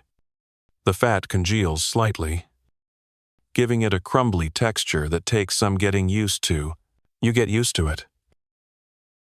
The room quiets for a moment as someone brings in the feast link, a pudding stuffed with roasted chestnuts, spiced turnip, and dried plum, all packed in ox casing and boiled for 5 hours. It's carved like a roast. And you're given a warm slab, the size of your palm. It's incredible. The flavors are rich and sweet and savory all at once. The texture is balanced firm at the edge, soft in the center. This isn't just survival food. This is joy food. Medieval comfort food. You close your eyes and chew slowly. A lullaby in pudding form. When you open them, a young woman is holding out a round dish with a single, glistening pudding ball, nestled in the center. "This one's special," she whispers. "Made with goat's blood. Fermented. Aged for a month underground." You nod and take it. You're past fear now. You pop it in your mouth. It's tart. Earthy. Funky. A little fizzy. You chew. Swallow. Smile faintly. And when someone leans in and whispers, "You ready for the spiced buttered frogs?" You don't even blink. You just stand. And follow, because of course you do. They're already sizzling in the pan when you arrive small. Pale legs, nestled in a pool of spiced butter, dancing slightly as the fat pops and hisses around them. The smell hits first. Garlic. Sage. Something citrusy, maybe preserved lemon, and the unmistakable whiff of hot animal protein. You're no longer surprised. You've eaten ale. You've consumed brains. A pan of frogs isn't going to stop you now. The cook grins and flips one delicately. The legs brown at the edges, curling like tiny limbs, caught mid-ballot. "Caught these by the mill pond this morning," she says. "We gut 'em quick and soak 'em in milk. Makes 'em tender. Butter does the rest." "Who?" You ask how many frogs it takes to feed this many people. She shrugs. "Too many." You're handed a trencher with 2 legs nestled in a spoonful of sauce. They shimmer in the firelight. The muscle tone disturbingly human. The meat itself is pale and firm, resembling tiny chicken thighs. The smell is honestly amazing. Rich. Buttery. Almost decadent. You lift one, dip it into the pooling sauce, and take a bite. It's tender. Delicate. A bit like chicken. Yes, but with a subtle, aquatic finish, like the faint memory of a pond breeze. The butter clings to your lips, sharp with garlic and mellowed by herbs. It melts into the meat. The chew is soft, but satisfying. You take another bite. You're starting to enjoy this. Across the fire, someone is dredging legs in barley flour and frying them until crisp. They come out golden and brittle, like tiny fried snacks. A boy pops one into his mouth like a chip. "Crunchy," he says proudly. You try one. He's right. Another dish arrives. Frogs braised in spiced ale and wrapped in cabbage leaves. The texture is meatier. The flavor stronger. The sauce is tangy, thickened with mashed root vegetables and something the cook calls spring dust, dried nettle, and mustard greens. You mop it up with a hunk of stale rye and nod slowly. There's a rhythm to this madness. Every strange dish builds on the last. Layering tastes. Testing your limits. And somehow warming you to flavors that would have horrified you just days or hours ago. Frog wasn't a daily dish for most medieval people. But it wasn't unheard of either. In regions with wetlands and slow-moving rivers, frogs were considered a viable protein. Peasants caught them using nets, bare hands, or baited hooks. The legs were the prize quick to cook, easy to season, and, compared to rats or turnips, downright luxurious. Historians still argue whether frog was seen as peasant fare or poor man's delicacy. Some monastic records list them as permissible meats during Lent, while others banned them entirely for being too indulgent. Regional laws sometimes required frog catchers to tithe their hauls, implying that, yes, this was absolutely considered edible, even taxable. A monk near you stirs a clay pot. This one's boiled frog with pomegranate and vinegar. He says, "We serve it on feast days." He spoons out a portion onto your trencher. You bite. It's sewer. Sweet. Rich. A strange but not unpleasant combination, like barbecued pond creature tossed in medieval salad dressing. A woman hands you skewered legs, grilled with leeks, and glazed with honey. These are the best so far. Smoky. Charred. Slightly sticky. The honey caramelizes around the joints. You don't care that you're eating amphibian. You just want more. You watch another cook batter the frogs in egg and flour. Then steam them inside cabbage parcels until tender. She slices one open for you. The meat flakes apart. Steam curling up in ribbons. You eat it in one bite. You're so far down the rabbit hole of your frog pond. Rather that this feels normal now. You chew. Thoughtfully. Wipe your mouth. And sip cider without blinking. Someone nearby attempts a frog-based stew with marrow and spelt grain. It's heavy. The kind of meal you'd eat after harvesting 50 turnips and fighting off a goat. It sticks to your ribs. Possibly forever. The fire crackles. People eat in silence for a moment. Too focused to talk. You glance around. No one looks disturbed. No one hesitates. This is food. Real food. Seasonal. Local. Gathered by hand and cooked over flame. And yes, it happens to include frogs. And blood. And brains. But no one's pretending. You hear laughter as a man jokingly bites a frog leg like a turkey drumstick. Someone else makes it hop across their trencher. Even the monks crack a smile. The woman beside you hands you something wrapped in leaves. "Last one," she says. You unwrap it slowly. Inside is a frog, terra-neckled, packed with wild herbs, bound with aspic, and cut into a perfect cube. It looks like meat jelly pressed into origami. You eat it, because of course you do. And honestly, it's not bad. Then someone calls out from the far end of the field, "Pig trotters are up." You hear the words before you can stop your legs from moving.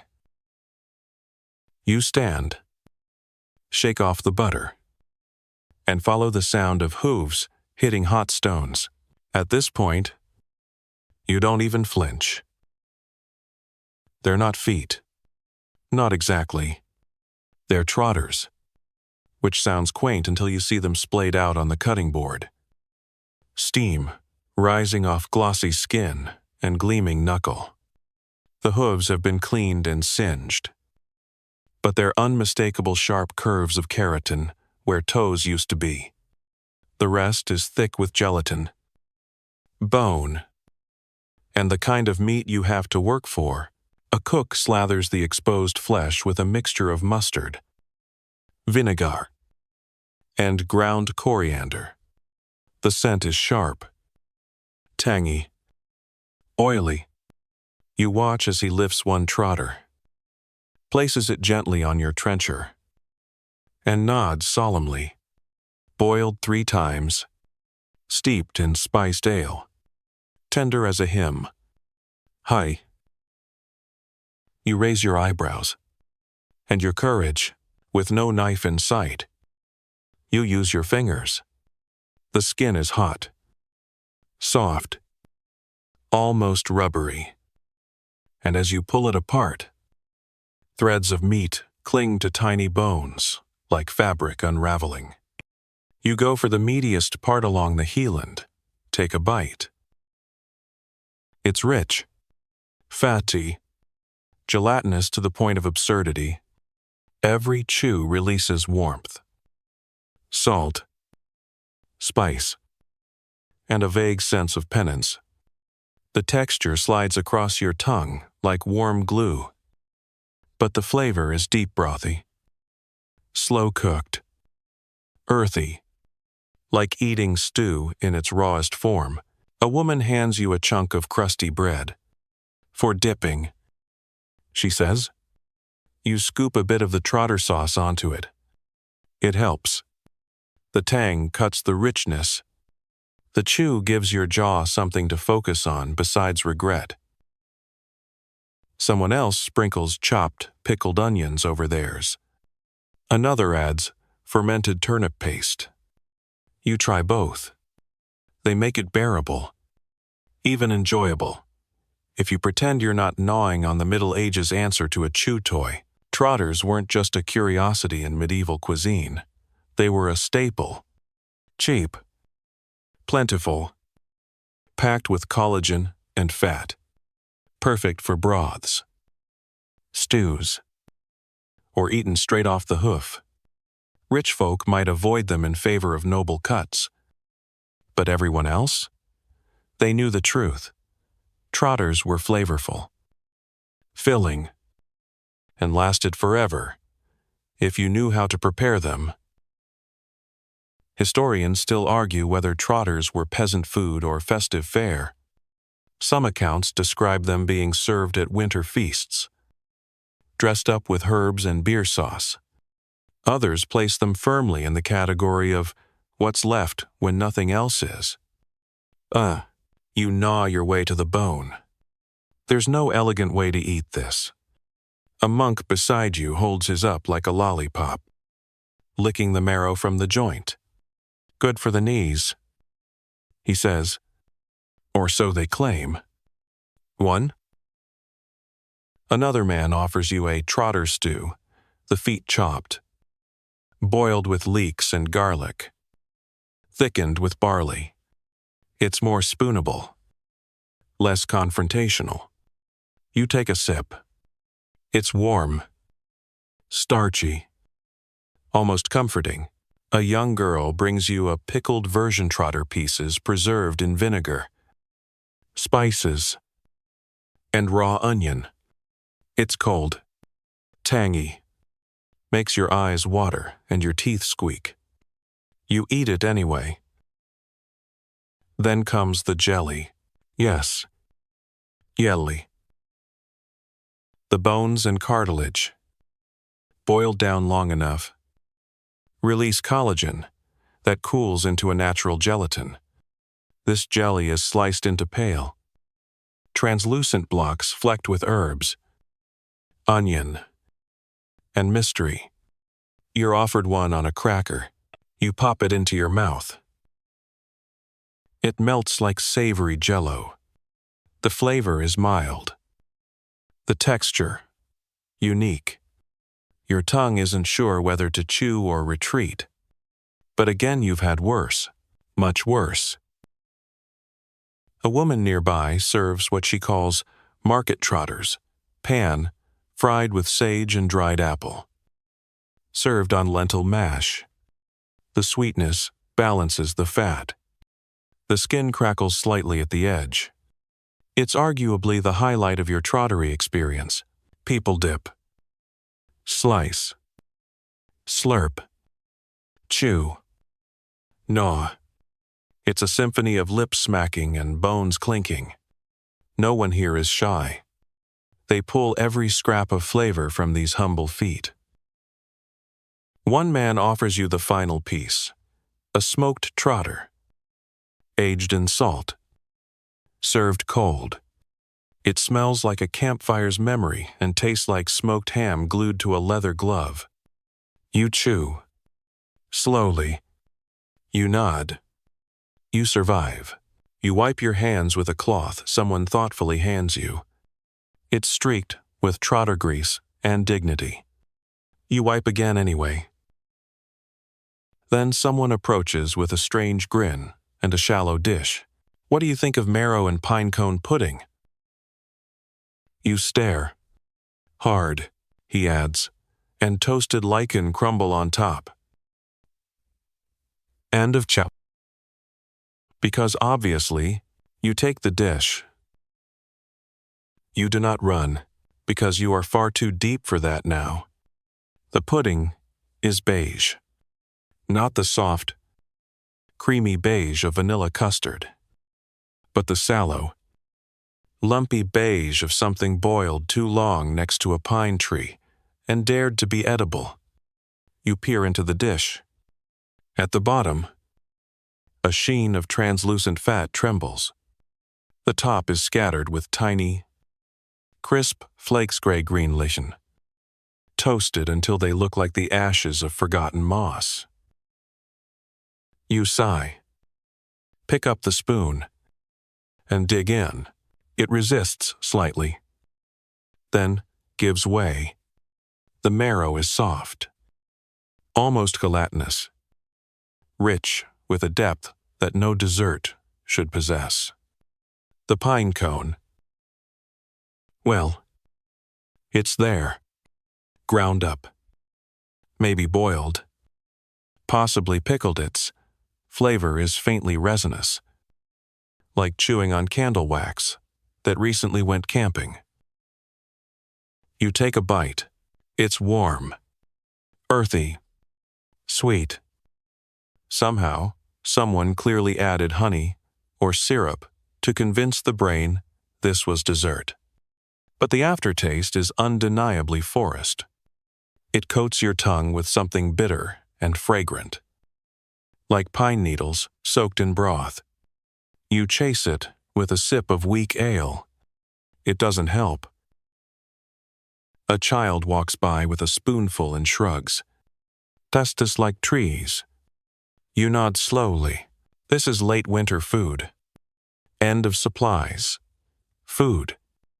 The "we're not dead yet" sort of dish that emerges when turnips are gone. And flour is a memory. You eat what grows. You eat what falls. And apparently, you eat the trees. Historians still argue whether medieval pine cone dishes were real or imagined exaggerations. Some sources describe pine being steeped in milk or wine to draw out flavor or used as spice when nothing else remained. Lichen was often boiled or fried, especially in Scandinavian regions, where it substituted for greens. The marrow, though that was never optional, that was prized. The very heart of the animal. You take another bite. You're not proud, but you've made peace with your choices. A friar nearby is serving his own variation, marrow, pine tar, and bee bread baked into tiny loaves. He calls it survival cake. It smells like wet stone and ambition. You try it. It crumbles in your mouth. Dry, but oddly sweet. With a tangy aftershock like fermented sap. You cough once and smile politely. Next comes a pine syrup, pudding boiled down sap, mixed with dried berries and marrow fat. Topped with crushed bark. It tastes exactly how you'd expect, like the forest is scolding you for even trying. You take another bite anyway. A woman offers you pine and turnip fritters, fried in animal fat.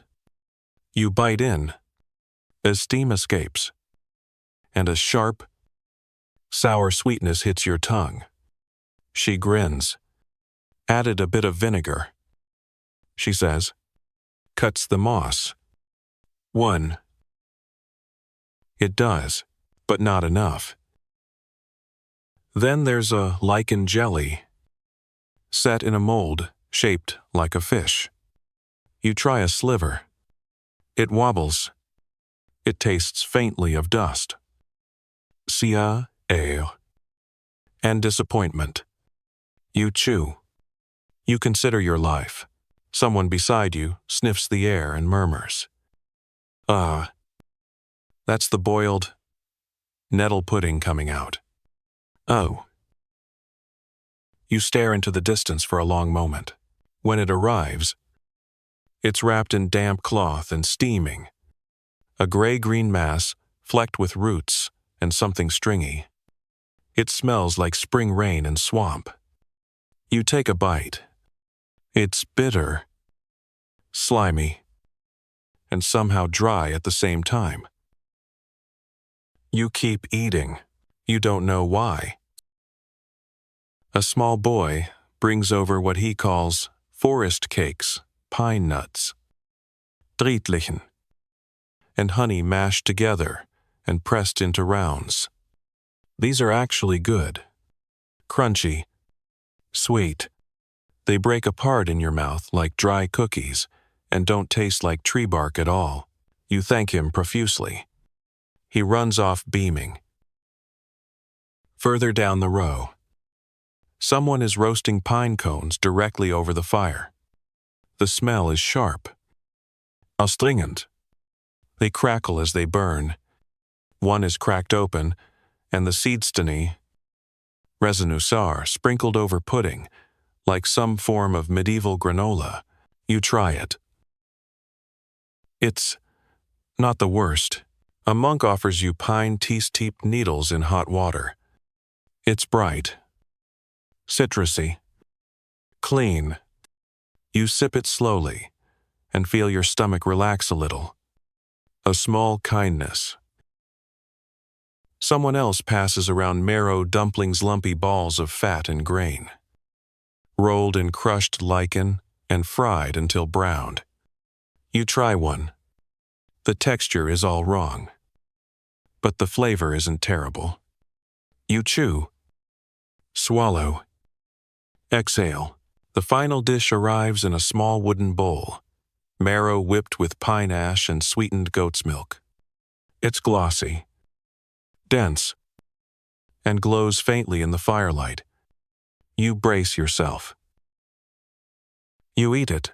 It tastes like smoke, honey, and regret. You nod, swallow, and lean back. The fire pops. People murmur. Someone sings quietly in a language you don't understand. Then a man approaches with a crooked smile. Ready for supper? You hesitate. Wasn't this supper? He grins wider, not even close. We're having leftover pie next. You blink. What's in it? He shrugs. Everything. Everything that didn't get eaten today. Boiled, mashed, baked, and blessed. Oh. You close your eyes and rise. Because you've come too far to turn back now. It arrives in a dish the size of a small shield, deep and scorched around the edges. The crust, lumpy and bubbled, like it's been hiding secrets. Leftover pie, they say again, with the kind of reverence usually reserved for saints or slowly detonating relics. You eye it carefully. There's no clear indication of what's inside, just a thick brown lid of dough, patched in places with barley crust, oat biscuit, and something that might once have been cheese. The top is brushed with egg, or possibly goose fat, and sprinkled with herbs that feel familiar but not comforting. A knife cuts into it. Steam erupts. A heady wave of smells crashes into your face meat. Roots, fish, smoke, vinegar, and a distant whisper of mint that shouldn't be there but is. The filling spills out, thick and chunky. You see something orange, something pale, something gelatinous. They hand you a slice. It collapses slightly on your plate. A mass of mashed vegetable, shredded meat, pieced together pastry, and identifiable chunks of yesterday's regrets. You spot turnip, a frog leg, a fleck of blood pudding, maybe ale, definitely marrow. You take a breath and dig in. The first bite is chaos. Sweet and sour, crunchy and soft. Some parts are tender and warm, like roasted stew meat. Others are cold and slightly crunchy, like pickled lichen. The crust is uneven flaky in one spot, tough as bark in another. But it works. Somehow, it works. Like your taste buds have finally stopped resisting and started submitting to the experience. You chew slowly. You savor it. You're in too deep to run now. Nearby, someone declares this their favorite dish of the night. You raise an eyebrow but nod politely. Another says, "We make this at weddings, and funerals, and laundry day." You don't ask for clarification. Everything we couldn't finish. One woman explains, spooning out another serving. No waste. Always better the second time. You try another bite and find a surprise burst of sour cherry, followed by something smoky, then something fishy. It's like the past several hours of your life have been pureed and folded into pastry. Leftover pie wasn't a medieval myth, it was a survival tactic. With no refrigeration, every scrap of food had to be used before it turned. Pies preserved ingredients with sealed crusts and kept moisture in. Villagers and nobles alike would toss odds and ends fish, fowl, root vegetables, bits of last night's feast into a single pot or crust, and bake them together. It was practical. It was filling. It was culinary roulette. Historians still argue whether leftover pie was a daily staple or a weekly indulgence. Some records list it as kitchen day fare, when the household cleaned out the larder. Others describe grander versions filled with game meat and imported spices. Wrapped in pastry as ornate as cathedral stonework, you take another bite and crunch into something unexpected, possibly a bit of roasted bone. You politely spit it into your napkin and continue. You're not here for elegance. You're here for the full experience. A friar brings over a variant called black mash pie. It's darker, wetter, and looks like it's already been chewed. You eat it anyway.